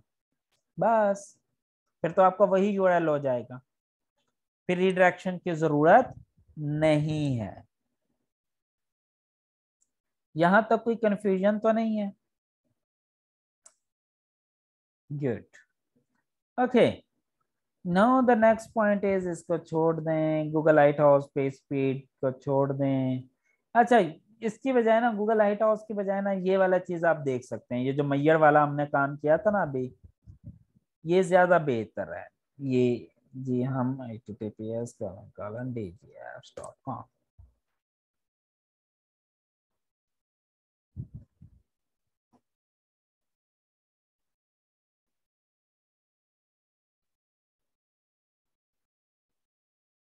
एक और एक्सपेरिमेंट करते हैं, http://dgapps.com। तो ये देखें जी, ये बेसिकली सारा वो डाटा मुझे दे रहा है। ये स्पीड अप, ये परफॉर्मेंस जो होता है ना, ये गूगल स्पीड इनसाइट होता है। अब ये देखें, ये इसके अकॉर्डिंगली 98% इसका स्कोर है। ठीक है, तो दिस इज टू गुड। फिर इसका 95% एक्सेसिबिलिटी है, 92% बेस्ट प्रैक्टिसेस है, 100% है सीओएस के। ठीक है, एसईओ ऑडिट। अब ये बेसिकली ये भी हमें चेक करना होता है कि हमारी स्पीड अच्छी है या नहीं।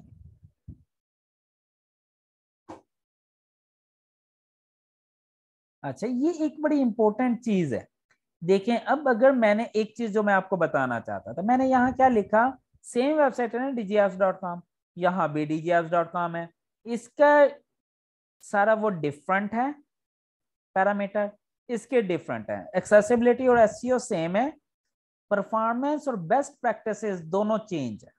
इसकी रीजन क्या है, अब यहाँ गिर क्यों गया? बेसिकली अब मैंने क्या किया, HTTPS की जगह HTTP लगा दिया।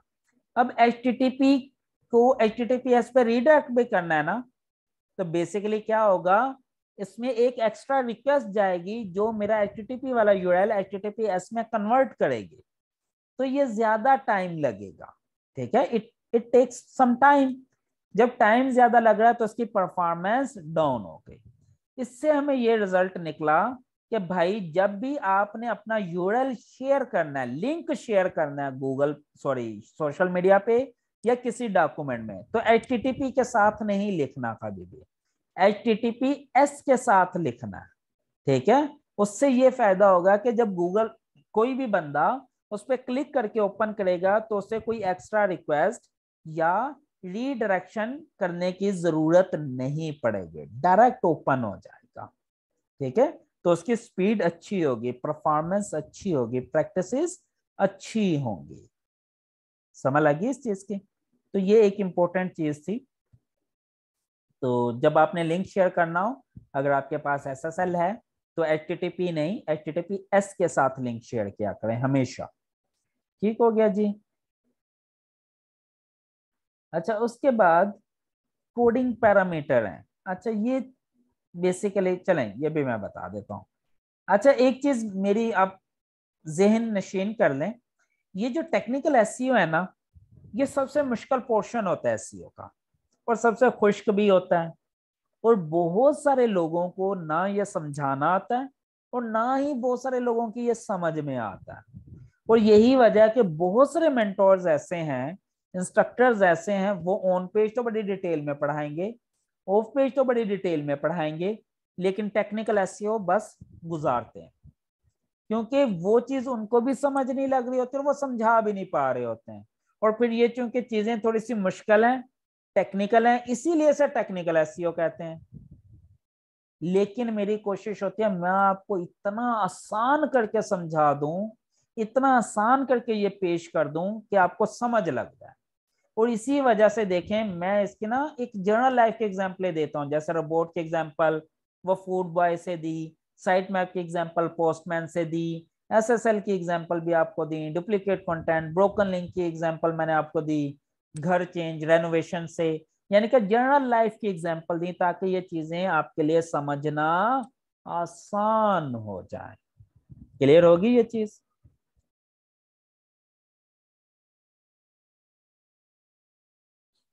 अच्छा, अभी मैं भी आपको ज्यादा डिटेल में नहीं लेके जा रहा, ओवरव्यू दे रहा हूँ, इसलिए क्योंकि ये सारी चीजें इन डिटेल मैंने पढ़ानी है यूट्यूब पर।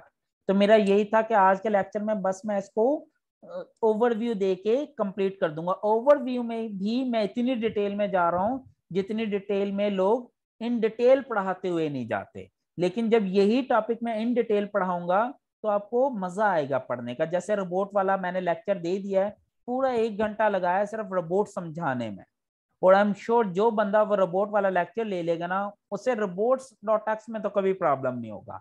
इसी तरह अब जब नेक्स्ट मेरा लेक्चर होगा ना यूट्यूब पर, वो साइट मैप और SSL से रिलेटेड होगा, डिटेल पूरा 1-1.5 घंटा सिर्फ साइट मैप और SSL को पढ़ाना। तो आप खुद सोचेगा उसमें कितनी ज्यादा इन डिटेल में मैं जाऊंगा, तो आपको चीजें मजीद क्लियर होंगी, लेकिन अभी मैं ओवरव्यू दे रहा हूँ चीजें समझने के लिए। अच्छा, एक होते कोडिंग पैरामीटर। भाई हर चीज का ना एक कोडिंग पैरामीटर होते हैं, इनका फुलफिल होना टेक्निकली बहुत जरूरी है। जैसे भाई जो HTML आपने लिखी, क्या वो प्रॉपर रूल्स के मुताबिक लिखी जो गूगल या जो HTML के रूल्स कहते हैं? उसके लिए टूल होता है HTML वैलिडेटर। अब आपको तो नहीं पता कि बेसिकली आपके डेवलपर ने जो वेबसाइट बनाकर दी है वो प्रॉपर HTML वैलिडेट उसने की है उसके अंदर या नहीं की। तो आपके पास एक तरीका है, आप w3.org में जाएं, यहां पर जाकर अपना https://dgapps.com का लिंक दे दें और जाकर इसको करें चेक आपको पता चल जाएगा कि बेसिकली आपके डेवलपर ने जो कोडिंग की है क्या वो according to the rules and regulations हैं, क्या गूगल की नजर में कोडिंग में कोई इश्यू तो नहीं है। ठीक है, हम अभी इसको चेक करते हैं।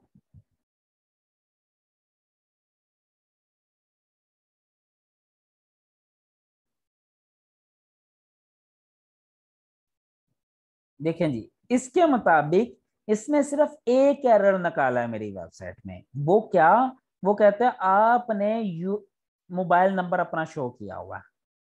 This is wrong according to the policy, illegal characters के इमेज यूज किया हुआ है।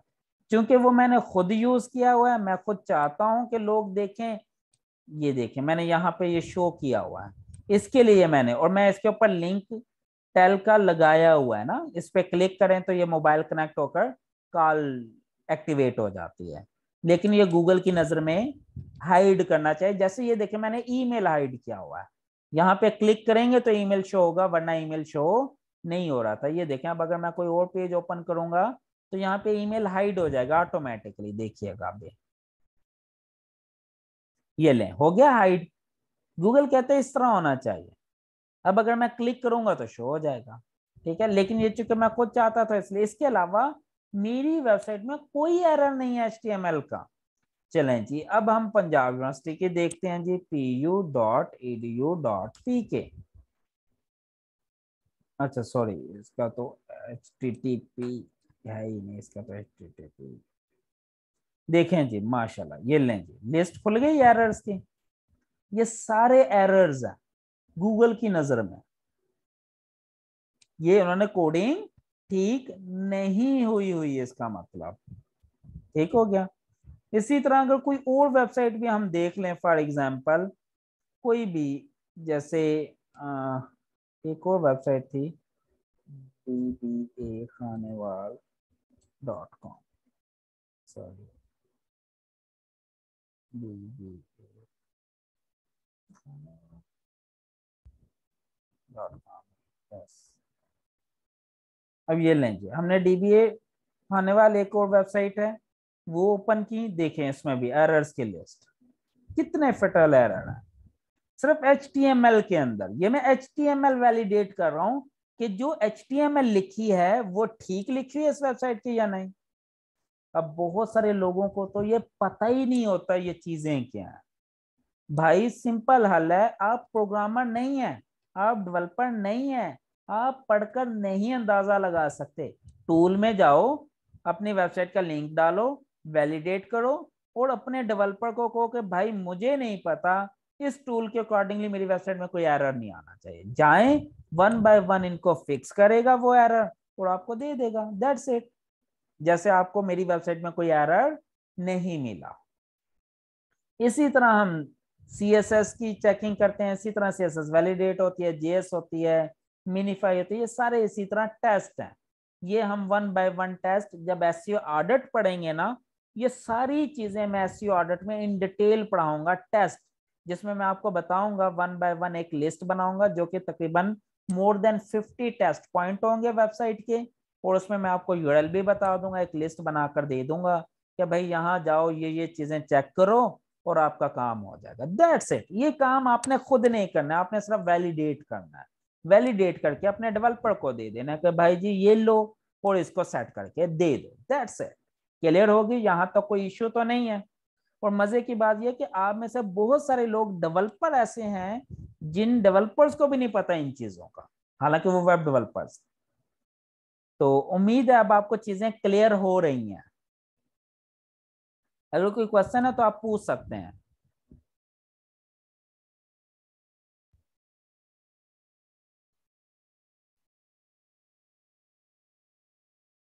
लेक्चर नंबर 10 ऑलरेडी अवेलेबल है ग्रुप में, आप जाकर चेक कर सकते हैं। फीचर्ड में जाएं, वहां पे लिस्ट दी हुई है। क्लियर हो गया जी ये चीज?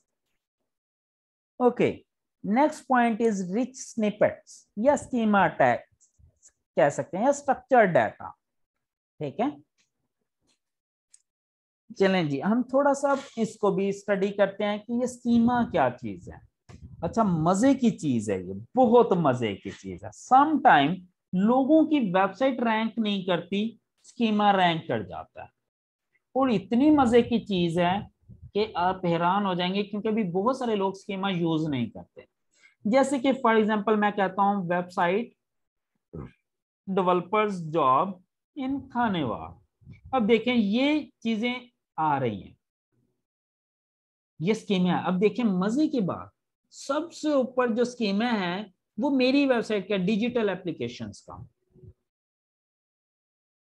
ठीक है।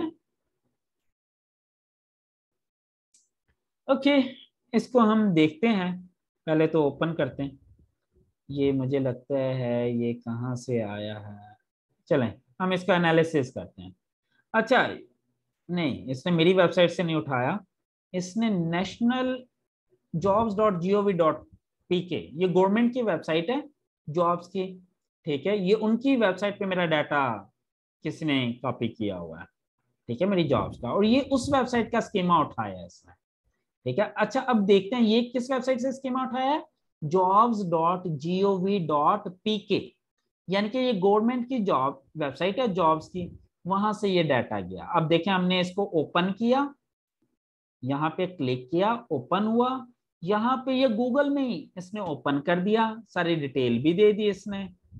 सारी डिटेल देने के बाद मैंने जब यहाँ पे क्लिक किया अप्लाई पर, तो ये मुझे ले गया jobs.gov.pk, और यहाँ पे फिर अप्लाई की ऑप्शन है कि मैं ऑनलाइन अप्लाई कर सकता हूँ। This is about my company digital applications. Okay, अब हम देखते हैं, एनालिसिस करते हैं, जो jobs.gov.pk है ये खुद कितने नंबर पे है। देखें पहले नंबर पे कौन सी वेबसाइट रैंक हुई है, मुस्तकबिल, दूसरे पे सेल बाबा, तीसरे पे रोजी, अब ये सेल बाबा भी मेरी ही वेबसाइट है, चौथे पे फाइडेंटो, पांचवें पे dgs.com, छठे पे jobs.pk, सातवें पे जोबी, आठवें पे engineerabbas.com, ये भी मेरी वेबसाइट है, डीजीएस भी मेरी वेबसाइट है, यानी कि पहले पेज पे 3 वेबसाइट्स तो मेरी रैंक हुई हैं। नौवें पे ट्वाइन, 20वें पे, 10वें पे अपवर्ड। बड़ी मजे की एग्जांपल मिली, हालांकि ये एग्जांपल मेरे जहन में भी नहीं थी। देखें पहले पेज पर 10 वेबसाइट्स में कहीं jobs.gov.pk की वेबसाइट एग्जिस्ट करती है। कमाल की चीज, उनकी वेबसाइट रैंक ही नहीं हुई, लेकिन उनकी वेबसाइट पे फिर भी ट्रैफिक जा रही है, कहां से, स्कीमा से, लेकिन उनकी वेबसाइट का स्कीमा पहले पेज पहले नंबर पर रैंक हुआ। This is the power of schema. ये स्कीमा को टैग्स की वजह से, रिच स्निपेट्स। अच्छा दूसरे नंबर पे जो रैंक हुई है ये मेरी वेबसाइट का हुआ है मेरे ख्याल में, yes, apply on digital applications. जब मैं इस पर क्लिक करता हूं तो ये लेंगे डायरेक्ट मेरी वेबसाइट पर लेके मुझे जॉब्स वाले पेज पर। भाई पहले नंबर पे जॉब्स का स्कीम है, national employment exchange tool next के नाम से इनका है, गवर्नमेंट का है, वो रैंक हुआ है। दूसरे पे डीजीएफ। मजे की बात यह है कि jobs.gov.pk पहले पूरे पेज पर एग्जिस्ट नहीं करती, लेकिन इसका स्कीमा रैंक कर गया। ये है पावर स्कीमा की। सम टाइम आपकी वेबसाइट रैंक नहीं करती, लेकिन आप स्कीमा के थ्रू अच्छी खासी ट्रैफिक ले लेते हैं, अच्छी खासी ट्रैफिक। समझ लग गई, जैसे वो गवर्नमेंट वाली वेबसाइट लेके जा रही है ट्रैफिक, हालांकि उनकी वेबसाइट पहले पेज पर एग्जिस्ट ही नहीं करती, लेकिन स्कीमा के थ्रू ट्रैफिक वो फिर भी लिए जा रही है, रिच स्निपेट्स। तो भाई ये स्ट्रक्चर डाटा बहुत इंपॉर्टेंट है। क्लियर हुआ? एक और एग्जांपल देता हूं छोटे सी आपको, how to cook biryani. Biryani कैसे पकती है जी, देखते हैं। ये देखें, अब ये कितने मजे मजे की सर्चेस दिखा रहा है। पहले ये सर्चेस आ रही थी इस तरह के, तस्वीर भी आए, उस पर रेटिंग भी आए, वोट्स भी आए, कितनी देर लगेगी प्रिपेयर होने में वो भी आए। फिर इसने बिरयानी की मुख्तलिफ टाइप भी दिखा दिया, हैदराबादी बिरयानी है, अब मुझे तो इनके नाम भी नहीं आते, मटन बिरयानी है, चिकन दम बिरयानी है। ये कितनी मजे मजे की चीजें दिखा दी ना उसने। अब ये सारा डाटा कहाँ से आया, ये इमेज कहाँ से आई, ये इसका प्रिपरेशन टाइम कहाँ से आया, इसके वोट्स कहाँ से आए, इसकी रेटिंग कहाँ से आई, इसकी ये वाला डाटा कहाँ से आया, ये सारा रिच स्निपेट्स है, टोटल रिच स्निपेट्स है जी। स्कीमा कोड के थ्रू ये डाटा आया, और ये जंप लिंक्स के थ्रू या उसके इंटरनल लिंक्स के थ्रू ये रेलेवेंट लिंक्स उसने उठाए, ठीक है। इसी तरह एक और छोटे से एग्जांपल मैं आपको दिखाता हूं, advantages and disadvantages of fruit. ये भी मजे की एग्जांपल है। देखें जी, पहली वेबसाइट कुछ नजर आ रहा है, नहीं आ रहा। दूसरी वेबसाइट कुछ नजर आ रहा है, नहीं जी। तीसरी में कुछ नहीं है। चौथी में देखें, ये लें जी, उसी आर्टिकल के उसने जंप लिंक्स उठा दिए कि जिसमें ओवरव्यू ऑफ फ्रूट्स लिखा हुआ है, इसमें फ्रूट एडवांटेजेस डिसएडवांटेजेस लिखे हुए हैं, इसमें एप्पल लिखा हुआ है, इसमें ऑरेंज लिखा हुआ है, इसमें और भी बहुत सारे लिखे होंगे, health benefits and disadvantage of fruits. उसके बाद फिर ये वाला काम किसी में नहीं है। तो भाई ये वाले का जो डाटा रिजल्ट है गूगल की नजर में बाकियों से ज्यादा अच्छा है ना। समझ लग रही है ना। This is the power of schema, this is the power of rich snippets. ठीक है, आपकी सर्चेस जो है ना वो प्यारी हो जाती हैं। जब सर्चेस प्यारी होती है ना तो आपका CTR बढ़ जाता है, क्लिक थ्रू रेट, लोग ज्यादा क्लिक करते हैं उसे। जब क्लिक थ्रू रेट बढ़ता है ना तो आपकी रैंकिंग ऑटोमेटिकली इंप्रूव भी होना शुरू हो जाती है और ट्रैफिक भी मिलना शुरू हो जाती है। क्लियर है। अब ये स्कीमा जनरेट कैसे होते हैं, ठीक है, अब ये स्कीमा बनता कैसे है। बहुत सारी वेबसाइट है जी मुख्तलिफ स्कीमा जनरेटर की। अब ये डिपेंड करता है आपकी वेबसाइट किस से रिलेटेड है। फॉर एग्जांपल जॉब से रिलेटेड है तो आप लिखेंगे जॉब स्कीमा जनरेटर। भाई जाओ, ये लें जी, इतने सारे वो आगे। ये टेक्निकल एसईओ का भी है, रैंक रेंजर का भी है। ठीक है, अब हम इसे देखते हैं। ये लें जी, ये सारे स्कीमा है, आर्टिकल का, ब्रेड क्रम का, इवेंट का, फैक्ट्स का। ये मुख्तलिफ तरह के स्कीम है। ये देखे जॉब का स्कीमा। अब वो कहता है भाईजान ये फॉर्म फिल करते जाएं और इसका सोर्स कोड ऑटोमेटिकली बना देगा। वो ऑटोमेटिकली, जैसे इसका जॉब टाइटल है जी फॉर एग्जांपल वेबसाइट। अब ये देखें, इधर देखेगा, ये यहाँ पे लिखता भी जा रहा है इस जगह पे। ठीक है, website developers jobs in digital applications Khanewal. ठीक है, मैंने इधर टाइटल दिया, इसने कोड में ऑटोमेटिकली टाइटल सेट कर दिया। डिस्क्रिप्शन मैं दूंगा, वहां पे ऑटोमेटिकली डिस्क्रिप्शन हियर, वहां पे ऑटोमेटिकली सेट। अब ये कोड जनरेट कर, आपको कोडिंग सीखने की जरूरत ही नहीं है। कितनी लाइफ आसान कर दी। इधर आप फॉर्म फिल करें, कोड ऑटोमेटिकली बन जाएगा, इधर क्लिक करें, कॉपी हो गया। वो कहता है भाईजान हेड पोर्शन में जाके पेस्ट कर दें, दैट्स इट। हमने तो एडमिन पैनल पे स्कीमा का अलग से एक फील्ड बनाई होती है, सिंपल कॉपी करके वहां पेस्ट करना और कुछ भी नहीं करना, ऑटोमेटिकली स्कीमा लग जाएगा। क्लियर हो गया।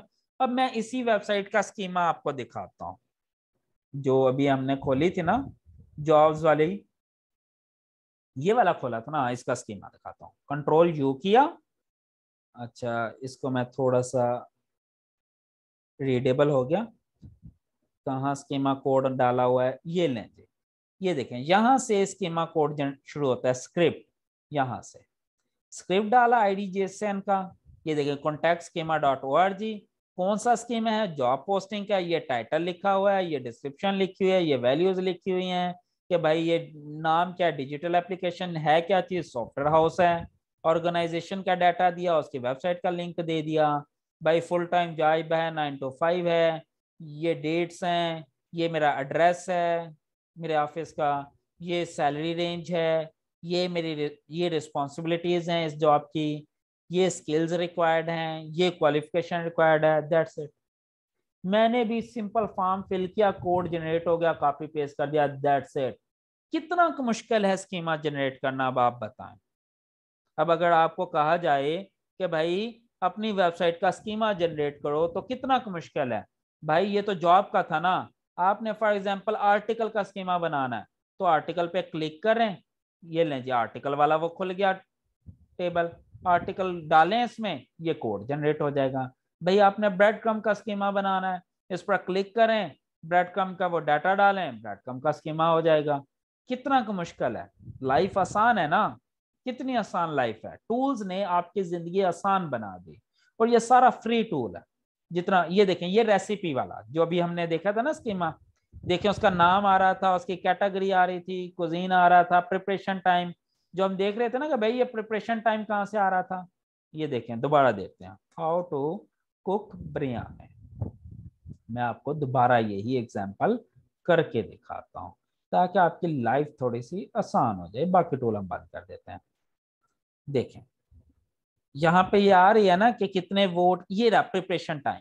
वो कहाँ से आया, वो यहाँ से आया। यहाँ हमने लिखा था कि भाई कितना प्रिपरेशन टाइम है, फिर कुक टाइम क्या है, फिर टोटल टाइम क्या, ये टोटल टाइम था, सॉरी वो वाला टोटल टाइम था। फिर यील्ड क्या है, कितने लोगों के लिए है, ठीक है। फिर किस डेट में पब्लिश किया, डिस्क्रिप्शन, कीवर्ड्स, इंक्लूड करना है आथर या नहीं करना, इमेज का यूआरएल देना है, इमेज का यूआरएल देंगे तो क्या होगा, ये इमेज भी नजर आएगी साथ में। फिर इंग्रेडिएंट्स आपने शो करने हैं या नहीं करना है, स्टेप शो करने हैं या नहीं करने, आथर देना है या नहीं, ये न्यूट्रिशन अगर आपने शो करना है या नहीं करना, सारी चीजें इसके अंदर इन डिटेल दी हुई हैं। समझ लग गई?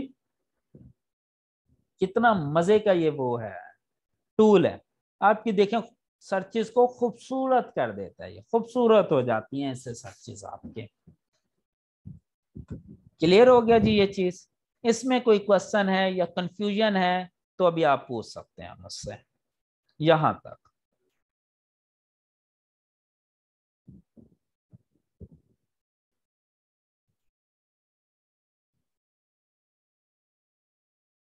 मोहम्मद फहीम, मैं ग्रुप के अंदर कोई एक दफा नहीं, बीसियों जगह पे ये बता चुका हूं कि लेक्चर नंबर 14 में सिर्फ क्वेश्चन आंसर सेशन था, मैंने कुछ नया नहीं पढ़ाया था। सिर्फ गपशप हुई थी, क्वेश्चन आंसर्स लिए थे मैंने, और वो मैंने रिकॉर्ड नहीं किया था, इसलिए वो आपको नहीं मिलेगा वहां पे। मैंने कोई नया टॉपिक नहीं पढ़ाया लेक्चर 14 में, ठीक है। तो आप इग्नोर कर सकते हैं, जो लेक्चर वहां पे पढ़े हैं आप बस वही सुन लें। बाकी लेक्चर नंबर 15 मिस हुआ था, वो मैंने दोबारा रिकॉर्ड करके ग्रुप में डाल दिया था, दोबारा री रिकॉर्ड करके, ठीक है जी। आप मेटा डिस्क्रिप्शन लिख सकते हैं इसमें, नो प्रॉब्लम। सर बैकएंड पे इस कोडिंग को कैसे पुट करेंगे? आयशा आपकी वेबसाइट है? अगर है तो फिर आप मुझे बताएं, फिर तो मैं आपको बता देता हूँ, वरना आपको कैसे समझाऊंगा, वरना मेरे लिए समझाना भी मुश्किल और आपके लिए समझना भी मुश्किल। सिंपल इज दैट, कॉपी करना है, और अगर वर्डप्रेस की है तो उसके अंदर एसईओ का टूल होता है, वहां पे एक स्कीमा की फील्ड होती है, उस फील्ड में जाके डाल दें। अच्छा चलें जी, मैं देखता हूँ अगर मैं अपनी कोई वेबसाइट कोई ओपन कर सका।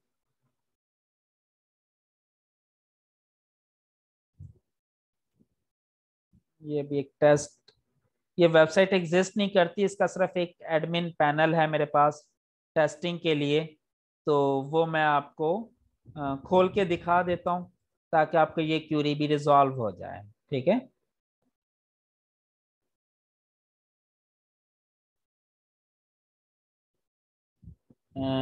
देखें अब फॉर एग्जांपल मुझे अपने ब्लॉग पेज पे स्कीमा डालना, तो मैं ऐड न्यू ब्लॉग पे जाता हूँ ना, ऐड ब्लॉग पोस्ट करने के लिए।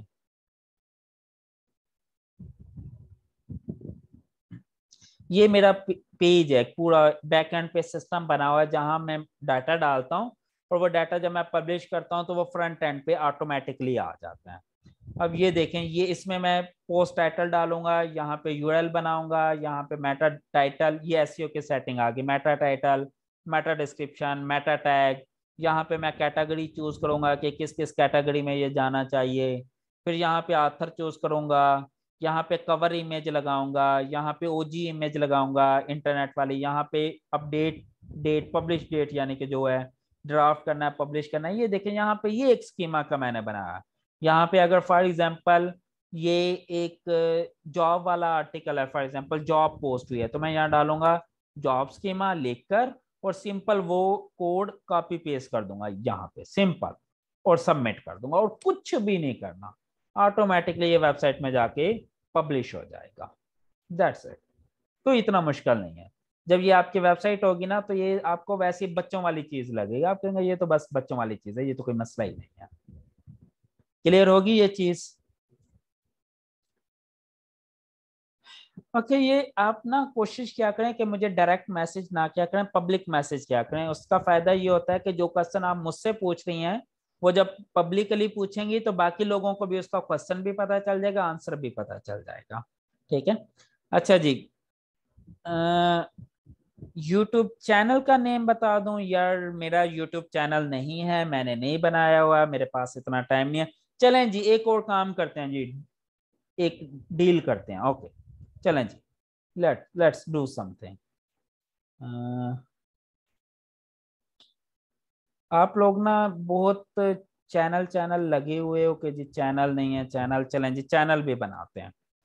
अभी देखें जी, मेरे तकरीबन 7200 मेंबर्स हैं, नजर आ रहे हैं सबको? 7200 मेंबर्स हैं इस ग्रुप के। चलें जी, मैं आपके साथ कमिट करता हूं, अगर ये मेंबर 10,000 जिस दिन भी पूरे हो गए, मैं अपना यूट्यूब चैनल बना दूंगा। अब ये तकरीबन कितने, कोई तकरीबन 2,500 पौने 3,000 मेंबर कम है इसमें, 2700 2800 मेंबर कम है। अब ये आप लोगों के ऊपर डिपेंड करता है, आप लोग अगर चाहते हैं कि मेरा यूट्यूब चैनल बने, और आप लोगों में से तकरीबन हर बच्चे ने मुझे ये मैसेज किया है कि सर यूट्यूब चैनल बना लें, यूट्यूब चैनल बना लें वीडियोस के लिए। मेरे लिए मैनेज करना थोड़ा सा मुश्किल है, थोड़ा सा मुश्किल, क्योंकि मैं बहुत सारी जगहों पे फंसा हुआ हूँ। मैं पता नहीं ये लेक्चर देने कैसे आ जाता हूँ टाइम निकाल के।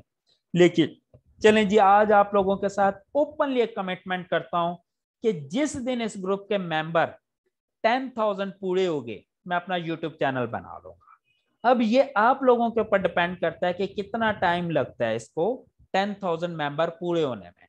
अगर आप चाहते हैं कि जल्द से जल्द यूट्यूब चैनल बने, तो फिर आप जितने लोग हैं जो भी ये मेरा लेक्चर सुन रहे हैं, जो अभी लाइव सुन रहे हैं या बाद में सुनेंगे, सब लोग अपनी पूरी फ्रेंड लिस्ट को इनवाइट करें इस ग्रुप में। सिंपल, इनवाइट करना भी बहुत आसान है, मैंने लास्ट टाइम भी बताया था। ये देखें, ये एक बटन बना होता है इनवाइट पर, यहाँ पे क्लिक करें और अपने तमाम दोस्तों को सिलेक्ट करके इनवाइट कर लें। जितने ज्यादा लोगों को आप इनवाइट करेंगे, उतने जल्दी इसके मेंबर कंप्लीट होंगे। और जिस दिन 10,000 मेंबर पूरे हो गए, मैं उसी दिन अपना यूट्यूब चैनल बनाकर अपनी तमाम वीडियोस उसके अंदर डाल दूंगा आप लोगों के लिए फॉर एवर। ठीक हो गया जी? अच्छा, एक और मजे की बात, चलें जी, मैं आप लोगों के साथ कमिट करता हूं कि जिस दिन मेरा यूट्यूब चैनल बन गया ना, उसी दिन कम से कम, ज्यादा नहीं तो 4 से 5 कोर्स मैं लॉन्च कर दूंगा। और मजे की बात, वो सारे के सारे फ्री ऑफ कॉस्ट होंगे, 1 रुपया भी चार्ज नहीं करूंगा, 1 रुपया भी। उसमें एसईओ का कोर्स भी होगा, उसमें ग्राफिक का कोर्स भी होगा, उसमें वर्डप्रेस का कोर्स भी होगा, उसमें बेसिक इंग्लिश का कोर्स भी होगा, उसमें बेसिक कंप्यूटर का कोर्स भी होगा।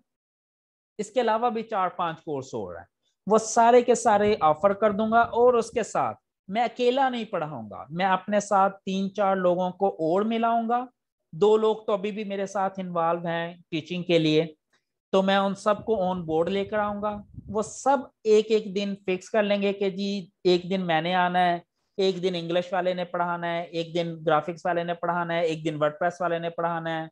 हर बंदा एक एक दिन डेली लेक्चर करके ना, हम एटलीस्ट हफ्ते में 3 या 4 लेक्चर हर वीकली बेसिस पे रखेंगे। और वो 100% फ्री ऑफ कॉस्ट होगा आपके लिए। अब ये आपके ऊपर डिपेंड करता है कि आप कितने लोगों को इनवाइट करते हैं और कितना क्विकली इनवाइट करते हैं कि इसके 10,000 मेंबर पूरे हो जाएं। ठीक है, no, it's all up to you. अब जो बाल आपने मेरे कोर्ट में फेंकी हुई थी ना, मैंने वापस आपके कोर्ट में फेंक दिया। अब मुझसे ये कोई क्वेश्चन नहीं पूछेगा कि सर चैनल कब बनेगा। अब यूट्यूब चैनल उसी दिन बनेगा जिस दिन 10,000 मेंबर पूरे होंगे। ठीक है, no, this is all up to you. अगर अब आप चाहेंगे तो जल्दी बन जाएगा, नहीं चाहेंगे तो लेट बन जाएगा। 10,000 तो हो ही जाएंगे पूरे, लेकिन हो सकता है 2 3 हफ्ते 4 हफ्ते लग जाएं। अगर आप कोशिश करेंगे तो हो सकता है 2 3 दिन में ही पूरे हो जाएं 10,000। ठीक हो गया जी? चलें जी, अब कोई क्वेश्चन है तो पूछ लें, अदरवाइज एक टॉपिक रह गया, मैं वो भी इसको बाद अभी फिर वो भी कवर कर देता हूँ।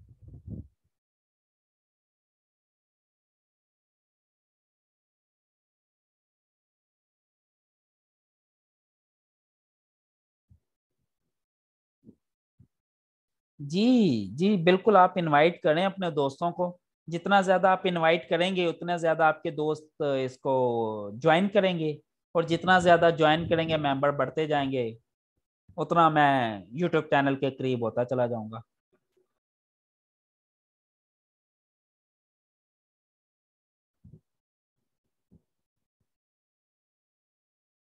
यार आज के लिए यही एक अनाउंसमेंट काफी है मेरे ख्याल में, इतनी बड़ी अनाउंसमेंट कर दी, अब तो मुझे खुद थोड़ी सी टेंशन हो रही है कि यार मैंने कह तो दिया, क्या मैं 4 course at a time manage भी कर पाऊंगा या नहीं, लेकिन इंशाल्लाह मैनेज कर लेंगे। बल्कि मैं कुछ और नए लोगों को भी इन्वॉल्व करूंगा अपने टीम में, जो पढ़ाना चाहते हैं, जो शौकीन है पढ़ाने के और वॉलंटरीली पढ़ाने में इंटरेस्टेड होंगे फ्री ऑफ कॉस्ट।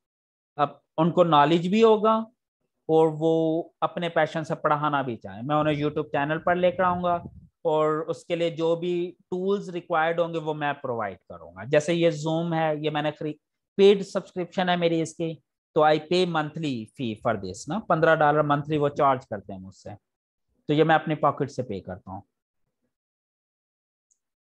साइट की स्पीड कैसे ठीक करते हैं, ये डिपेंड करता है आपकी वेबसाइट किस टूल में बनी हुई है। अगर तो आपकी वर्डप्रेस में बनी हुई है तो उसका WP Rocket एक वो है प्लगइन है, वो इंस्टॉल कर लें, उससे भी आपकी वेबसाइट की स्पीड इंप्रूव हो जाएगी।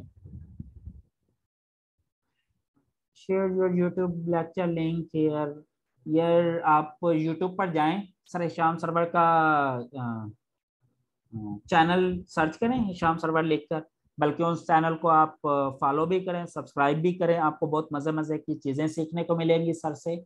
और वहीं पे वीडियोस में जाएगा, टेक्निकल एसईओ वाली जो वीडियो है वो लेक्चर है। वैसे इसका लिंक मैंने यहाँ पे भी शेयर किया हुआ है, बल्कि यार आप कहाँ बैठे हैं, कौन सी दुनिया है, कोई ग्रुप देखते ही नहीं लगता। ये लेंगे, ये पोस्ट की हुई है, ये जैनब अकरम स्टूडेंट है मेरी, उन्होंने ही पोस्ट की हुई है, और इसी पोस्ट के अंदर कोई 20 जगहों पर लिंक दिया हुआ है। ये लें, ये लिंक दिया हुआ है, ठीक है, इस पर क्लिक करें, ये लेक्चर का लिंक है, ठीक है, यूट्यूब वाले। ओके हो गया जी। ऐसे बना के प्रैक्टिस कब करेंगे, ऐसी चीजें भूलती जा रही हैं। भाई ये वेबसाइट तो आपने बनानी है, मैं आपको वेबसाइट बना के थोड़ी दूंगा। ये तो आप वेबसाइट बनाएं, खर्चा करें, थोड़ा सा एक्सपेंस अपने ऊपर इन्वेस्ट करना सीखे ना। एक आपको देखे ना, वेबसाइट बनाने के लिए 3 चीजें चाहिए, ये मैंने लास्ट टाइम भी बताया था आप लोगों को। What do you need for having your own website. अपनी वेबसाइट बनाने के लिए आपको क्या चाहिए? सबसे पहले you need a domain name, ठीक है, जो कि एक रफली आइडिया है 10 to 12 डॉलर में मिल जाती है, ठीक है, या तो $10 से लेके $10-12 में डोमेन मिल जाती है सालाना, ईयरली, ठीक है। दूसरा इस पे खर्चा होता है होस्टिंग का, होस्टिंग कह लें या सर्वर कह लें, जो भी कह लें। ये तकरीबन आपको एक जो सस्ता या रीजनेबल सर्वर है ना, रीजनेबल 40 to 50 डॉलर ईयरली में ये मिल जाता है, ठीक है। तीसरे नंबर पर वेबसाइट चाहिए आपको। वेबसाइट के लिए यू कैन यूज वर्डप्रेस, अगर आपको नहीं बनानी आती तो वर्डप्रेस बहुत आसान है, सीख लें, और अगर नहीं आता तो इंशाल्लाह हम इस पे कोर्स भी करेंगे। चौथे नंबर पर यू नीड कंटेंट, कंटेंट के लिए you need to be a writer, ठीक है, कंटेंट राइटिंग करनी आनी चाहिए। पांचवें नंबर पर है एसईओ, एसईओ या वेबसाइट प्रमोशन, ठीक है, जो अभी हम पढ़ रहे हैं, ठीक है। ऐसे ये 5 चीजें अगर आपके पास हो तो you can be a blogger, ठीक है। क्लियर होगी ये चीज? मुनज़्ज़ा आप ना मुझे मैसेज कर दीजिएगा फेसबुक पर या व्हाट्सएप पर, मैं आपको गाइड कर दूंगा, ठीक है, कि आप कौन सी होस्टिंग लें, कहाँ से लें, ठीक है। तो आप अगर लेना चाहें तो आप ले सकते हैं वेबसाइट के लिए। बहरहाल ये 5 चीजें आपको चाहिए, ये खरीदनी पड़ती हैं, ये आप खुद कर सकते हैं, खुद कर सकते हैं, खुद कर सकते हैं। इस पे खर्चा होगा, यानी कि ये समझ लें तकरीबन $50 अगर आपके पास है ना, तो आपका पूरा साल इजीली चलता है, एक वेबसाइट बना सकते हैं विद इन $50, $50। क्लियर होगा? कोई इतना एक्सपेंस नहीं है। अपने ऊपर इन्वेस्ट करना सीखें, अपने ऊपर इन्वेस्ट करेंगे तो ही कुछ सीखेंगे, और जहन में रखें कि दुनिया की सबसे अच्छी इन्वेस्टमेंट वो है जो आप अपनी ग्रूमिंग के लिए, अपनी लर्निंग के लिए करते हैं। ओके, चलें जी, रिस्पॉन्सिवनेस की तरफ हम जाते हैं थोड़ा सा। बेसिकली एक वक्त था जब लोग इंटरनेट सिर्फ डेस्कटॉप पर यूज करते थे, मोबाइल पर इंटरनेट यूज नहीं होता था। जब स्मार्टफोन ही नहीं था तो मोबाइल पे कहां से वेबसाइट खोलते थे। अब आपको एक मजे की बात बताऊं, तकरीबन 90% ट्रैफिक मोबाइल से आती है। 90% ट्रैफिक, ये मैंने लास्ट वीडियो में भी ये चीजें ना एक्सप्लेन किया, ओपन करके लाइव भी आपको डेमो दिखाया था अपनी वेबसाइट का। तो भाई उसके लिए जरूरी है कि मेरी वेबसाइट रिस्पॉन्सिव होनी चाहिए। रिस्पॉन्सिव का मतलब ये कि वो हर डिवाइस के अकॉर्डिंगली साइट डिजाइन को मैनेज करना आता हो। जैसा फॉर एग्जांपल हम देखते हैं कि ये वेबसाइट मेरी रिस्पॉन्सिव है या नहीं। चलेंगे, इसका मैं अभी लाइव टेस्ट करके दिखाता हूं आपको। इसको हम क्या करते हैं, इस पर राइट क्लिक करके इंस्पेक्ट में जाते हैं, ये चीज आ जाती है। ठीक है, अब यहाँ पे मैं देखना चाहता हूँ आईफोन 12 में मेरी वेबसाइट कैसी ओपन होगी। आईफोन 12 में मेरी वेबसाइट ऐसे ओपन होगी। ठीक है, अब देखें नॉर्मल वेबसाइट। अच्छा जी, अब मैं नॉर्मल वेबसाइट भी खोल लेता हूँ इधर। ठीक है, आपकी आसानी के लिए। अब देखिए नॉर्मल वेबसाइट में तो मेन्यू इस तरह शो हो रहा है, यहाँ पे मेन्यू इस तरह शो हो रहा है। ठीक है, फिर नॉर्मल वेबसाइट में तो स्लाइडर शो हो रहा है, उसके बाद ये चीजें शो हो रही हैं। लेकिन यहाँ पर डायरेक्ट ये शो हो रहा है, स्लाइडर तो शो ही नहीं हो रहा। समझ लग रही है। और ये भी दो शो हो रही है, वेबसाइट और ऐप डेवलपमेंट का, जबकि यहाँ पे 4 शो हो रहे हैं। समझ लग रही। बेसिकली मैंने क्या किया, मैंने इसका डिजाइन चेंज किया है मोबाइल के अकॉर्डिंगली, ताकि अब मोबाइल में अगर ये मैं सारा डाटा डालूंगा तो बुरा लगेगा ना। तो मैंने चीजों को डिजाइन चेंज करना है, रिस्पॉन्सिव बनाना है। अब इसका अगर मैं देखूं टैब के ऊपर कैसा खुलेगा, जैसे चलें जी, ये सरफेस प्रो 7, ये टैब है। अब देखें जी, टैब के ऊपर ऐसा ओपन हो रहा है। ठीक है, अब ये देखें ये वाला पोर्शन, नॉर्मल में ये पोर्शन दो हिस्सों में, ब्लैक वाला और व्हाइट वाला, दो चीजें। टैब में सिर्फ मैंने एक लोगो रखा और ब्लैक वाला पोर्शन गायब कर दिया क्योंकि जगह कम थी। और फिर इसमें देखें ये स्लाइडर मैं क्या कर रहा हूँ, तस्वीर इस साइड पे है और वर्डिंग इस साइड पे है, लेकिन यहाँ पे ऊपर नीचे कर रहा हूँ। क्लियर हो रही है। ये एक डिजाइन के ऊपर डिपेंडेंट होती हैं चीजें। ठीक है, कि आप डिजाइन कैसे मैनेज करें। This is known as responsiveness, कि आपकी वेबसाइट रिस्पॉन्सिव है या नहीं, मोबाइल फ्रेंडली है या नहीं, यानी कि मोबाइल के टैबलेट के लिए, मोबाइल एंड टैबलेट फ्रेंडली होनी चाहिए, मोबाइल के लिए ऑप्टिमाइज होनी चाहिए। और मोबाइल के लिए ऑप्टिमाइज होना तो बहुत ज्यादा जरूरी है। क्यों? क्योंकि ऑलमोस्ट ऑलमोस्ट 90% ट्रैफिक आज के दौर में मोबाइल फोन से आती है।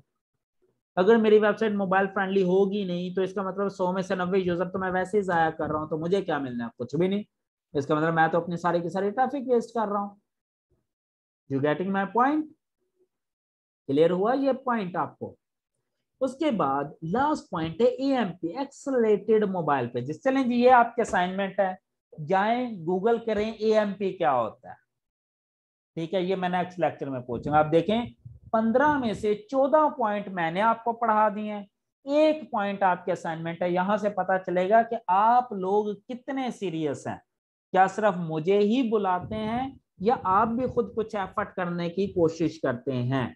देखते हैं जी नेक्स्ट क्लास में मुझे कौन कौन बताएगा कि एएमपी क्या चीज है, एएमपी के क्या फायदे हैं, क्या नुकसान हैं, एएमपी होता क्या है, कैसे बनता है। ये आपने अब गूगल करना है और गूगल से सीखना है, खुद सेल्फ लर्निंग करने की कोशिश करनी है। क्लियर हो गई जी? मेरी तरफ से टेक्निकल एसईओ कंप्लीट हो गई। बाकी इन डिटेल चीजें हम यूट्यूब में 2-3 लेक्चर लेंगे, वहां पे मजीद पढ़ेंगे।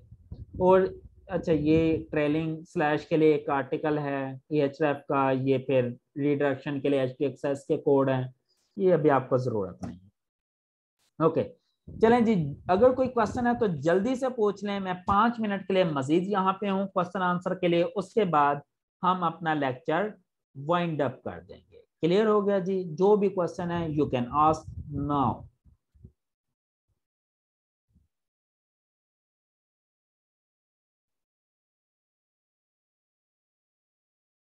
ओके सर जी, वर्डप्रेस और प्रोग्रामिंग लैंग्वेज में बनाई गई वेबसाइट की एसईओ सेम होती है या डिफरेंट होती है? यार एसईओ सेम होती है, सबकी सेम होती है, that's not a big deal. ठीक है, बस उसमें थोड़ा सा फर्क होता है कि वर्डप्रेस में हम कोई टूल्स वगैरह यूज कर रहे होते हैं, कस्टम में हम किसी और तरीके से मैनेज कर रहे होते हैं, लेकिन सिंपल एसईओ वही है, वेबसाइट पे जो भी हो, ठीक है, रूल्स वही हैं सारे के सारे एसईओ के, कोई चेंज नहीं है। क्लियर होगी जी? कोई और क्वेश्चन? मेरे ख्याल में आपको चीजें समझ लग गई हैं। अच्छा, अपनी फीडबैक जरूर दिया करें ग्रुप में भी जाके, और स्पेशली जब मैं आपसे फीडबैक मांगता हूं तब तो जरूर दिया करें। जैसे मैंने सर हिशाम सरवर लेक्चर देने के बाद, सर हिशाम सरवर साहब के ग्रुप में भी मैंने पोस्ट लगाई थी कि how was the today's lecture, तो बहुत सारे लोगों ने फीडबैक दी। तो जहां भी अगर मैं कोई चीज पूछता हूँ, फिर मैं ये नहीं कहता कि आप हमेशा अच्छा ही लिखें, आपको अगर अच्छी समझ लगी बताएं कि अच्छी समझ लगी, अगर नहीं समझ लगी तो बताएं नहीं समझ लगी, और अगर कोई पर्टिकुलर इशू है तो वो इशू बताएं। अगर आप मुझे अपना फीडबैक देंगे तभी मुझे पता चलेगा कि मैं कितना सही या कितना अच्छा या कितना बुरा पढ़ा रहा हूँ, ठीक है, तो मुझे भी लर्निंग का मौका मिलता है। तो अपनी फीडबैक जरूर दिया करें, और स्पेशली जब आपका उस्ताद, आपका टीचर, आपका मेंटोर आपसे कोई काम करने का कहता है तो मनोअन उसको तस्लीम क्या करें। जैसे मैंने अगर आपको फॉर एग्जांपल कह दिया कि this is my post, please engage on this post, तो आपको एंगेजमेंट करनी चाहिए। एंगेजमेंट क्या है? लाइक करें उसको, कमेंट करें उसको, शेयर करें। समटाइम कुछ पोस्ट ऐसी होती हैं जिसकी मैं चाहता हूँ एंगेजमेंट या रीच बहुत जल्दी और बहुत ज्यादा हो जाए, तो फिर उसका एक ही हल होता है कि बहुत सारे लोग उस पर एंगेज करें। एंगेज में लाइक कमेंट एंड शेयर, ये तीनों चीजें आ जाती हैं। तो वो आप फॉलो किया करें टीचर को। अब जैसे मैंने आपको कहा कि अब आप लोग ये ग्रुप जाएं लेक्चर के बाद, इस ग्रुप को ओपन करें। अच्छा, ये ना ग्रुप के दरमियान तो आप लोग बहुत एनर्जेटिक होते हैं, आपके जहन में होता है यस हमने करना है, और जैसे ही ये लेक्चर खत्म होगा आप लोगों ने अपने लैपटॉप बंद करना और गायब हो जाना है, और आपने कभी ये भी नहीं जहन में रखना कि हमारे टीचर ने हमें कहा क्या था। ठीक है, तो आज मैं देखूंगा कि इस लेक्चर के बाद कितने लोग अपने दोस्तों को इनवाइट करते हैं। और ये तो आप लोगों को आई होप पता होगा कि जो बंदा भी इनवाइट करता है और जितने लोगों को इनवाइट करता है वो सारा मुझे मेंबर एरिया में शो हो रहा होता है कि कौन बंदा किस किस को इनवाइट कर रहा है। ठीक है, तो आई नोट दिस के कौन इनवाइट कर रहा है, ठीक है, तो पता चलेगा मुझे कि आप में से कितने लोग अपने उस्ताद की बात को फॉलो कर रहे हैं। ओके जी, क्वेश्चंस हैं मेरे ख्याल में कुछ आप लोगों के, let me take that. Sir, though sir Hisham Sarwar has more knowledge but the way you deliver he also can't, lots of respect for sir Hisham but I understand you. देखें जी, रिस्पेक्ट हर किसी की होती है, अच्छा हो बुरा हो, लेकिन जरूरी नहीं है कि हर बंदे की बात आपको समझ लगे। मुझे खुद भी कुछ लोगों की बातें समझ लगती हैं, कुछ लोगों की बातें नहीं समझ लगती, लेकिन जिनकी बातें समझ ना लगे इसका मतलब ये नहीं कि उनकी रिस्पेक्ट खत्म हो जाती है। और सर हिशाम सरवर साहब को मैं खुद अपना एक गुरु मानता हूँ। ऑल्दो टेक्निकली मैंने उनसे चीजें नहीं सीखी, लेकिन मजे की बात बताऊं, मैंने कम्युनिकेशन की बहुत सारी चीजें उनसे सीखी हैं। मैंने ये सीखा वो लेक्चर कैसे डिलीवर करते हैं, मैंने ये सीखा वो कम्युनिकेट कैसे करते हैं, क्योंकि मैं एक्सपर्ट नहीं हूं ऑनलाइन टीचिंग में। मैंने अपनी सारी जिंदगी ट्रेडिशनल टीचिंग की है, फेस टू फेस टीचिंग की है, क्लासरूम टीचिंग की है। जब मैं ऑनलाइन टीच करना शुरू किया आप लोगों को, तो स्टार्ट में मुझे बहुत सारे प्रॉब्लम हुए, बिलीव में बहुत सारे प्रॉब्लम हुए। मैंने सर हिशाम सरवर के लेक्चर देख देख कर खुद को अडॉप्ट किया कि how he behaves on the internet, how he behaves online while teaching, while he is live in the session.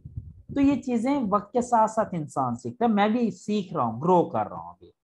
तो इंशाल्लाह आप लोगों के साथ मिलके सीख भी रहा हूँ, सिखा भी रहा हूँ। जी, मैं ग्रुप में लेक्चर शेयर कर दूंगा ये इंशाल्लाह, थोड़ी देर में लाइव ये ग्रुप में अपलोड कर दूंगा मैं। जी जी, आप अभी अपनी वेबसाइट बनाकर काम स्टार्ट कर सकते हैं, और जरूर करें, वेबसाइट बनाएं और काम स्टार्ट करें लाजमी। सर एचरेफ फ्लैग, एचरेफ लैंग टैग भी टेक्निकल, जी बिल्कुल, एचरेफ लैंग भी इसमें आता है। ये बेसिकली डिपेंड करता है, अगर आप हमजा अगर आपकी वेबसाइट मल्टीलिंगुअल है, मल्टी लैंग्वेज जिसे कहते हैं, मल्टीपल लैंग्वेज, तो फिर हम एचरेफ लैंग के थ्रू सर्च इंजन को कमांड देते हैं कि भाई ये मेरे पोर्शन है मुख्तलिफ लैंग्वेजेस के, तो ये चीजें भी मैं इन डिटेल इंशाल्लाह पढ़ाऊंगा यूट्यूब वाले लेक्चर में। ठीक है कि hreflang का जो टैग है वो टेक्निकल एसईओ में कहाँ यूज होता है, कैसे यूज होता है, दैट आई विल टीच इंशाल्लाह। लेकिन ये मल्टीलिंगुअल वेबसाइट्स में यूज होता है। अगर आपके सिंगल लैंग्वेज है ना, इंग्लिश में है, तो आपको hreflang की जरूरत नहीं है। आप वहां सिर्फ लैंग्वेज इंग्लिश का टैग दे दें तब भी ठीक है, ना दें तब भी ठीक है। अगर नहीं देंगे तो बाय डिफॉल्ट जो गूगल होता है वो लैंग्वेज आपकी समझ रहा होता है, अगर एक ही लैंग्वेज है। Sir, got it all clear, but things will get more clear when we do all the things practically. जी बिल्कुल, और प्रैक्टिकली तभी पॉसिबल है जब आपकी अपनी वेबसाइट्स हो। तो इसलिए आप अपनी अपनी वेबसाइट्स बनाएं, फोकस करें, अपने ऊपर इन्वेस्ट करना सीखें। ग्राफिक डिजाइनिंग का पोर्टफोलियो बनाना है, आप कैसे रिकमेंड करेंगे? यार ये ग्राफिक डिजाइनिंग वाला लेक्चर होगा इंशाल्लाह नेक्स्ट वीक में, तो तब आप पूछेगा, देन आई विल एक्सप्लेन इंशाल्लाह। सर नेक्स्ट क्लास की टाइमिंग एंड डिटेल शेयर कर दें। कल होगी जी इंशाल्लाह। कल अगर मैं कोई इमरजेंसी ना हुई या कोई इशू ना हुआ तो कल इंशाल्लाह 9 बजे या 9:30 बजे लेक्चर होगा।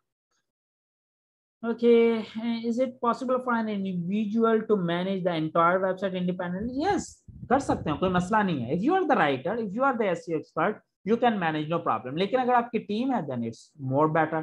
लेकिन मैं यही कहूंगा कि स्टार्ट हमेशा इंडिविजुअली करें, इंडिपेंडेंटली करें। ठीक है, हाँ, जब आप एक अच्छे थोड़ा सा अंडरस्टैंड कर जाए चीजों का, हर चीज का नो हाउ हो जाए, आप थोड़ा सा बड़े लेवल पर काम करना चाहें, then make your own team. Clear हो गया जी? थैंक यू सो मच, बड़ा मजा आया आज आप लोगों के साथ लेक्चर लेकर। आई होप कि आपको भी ये चीजें समझ लगी होंगी, अंडरस्टैंड की होंगी।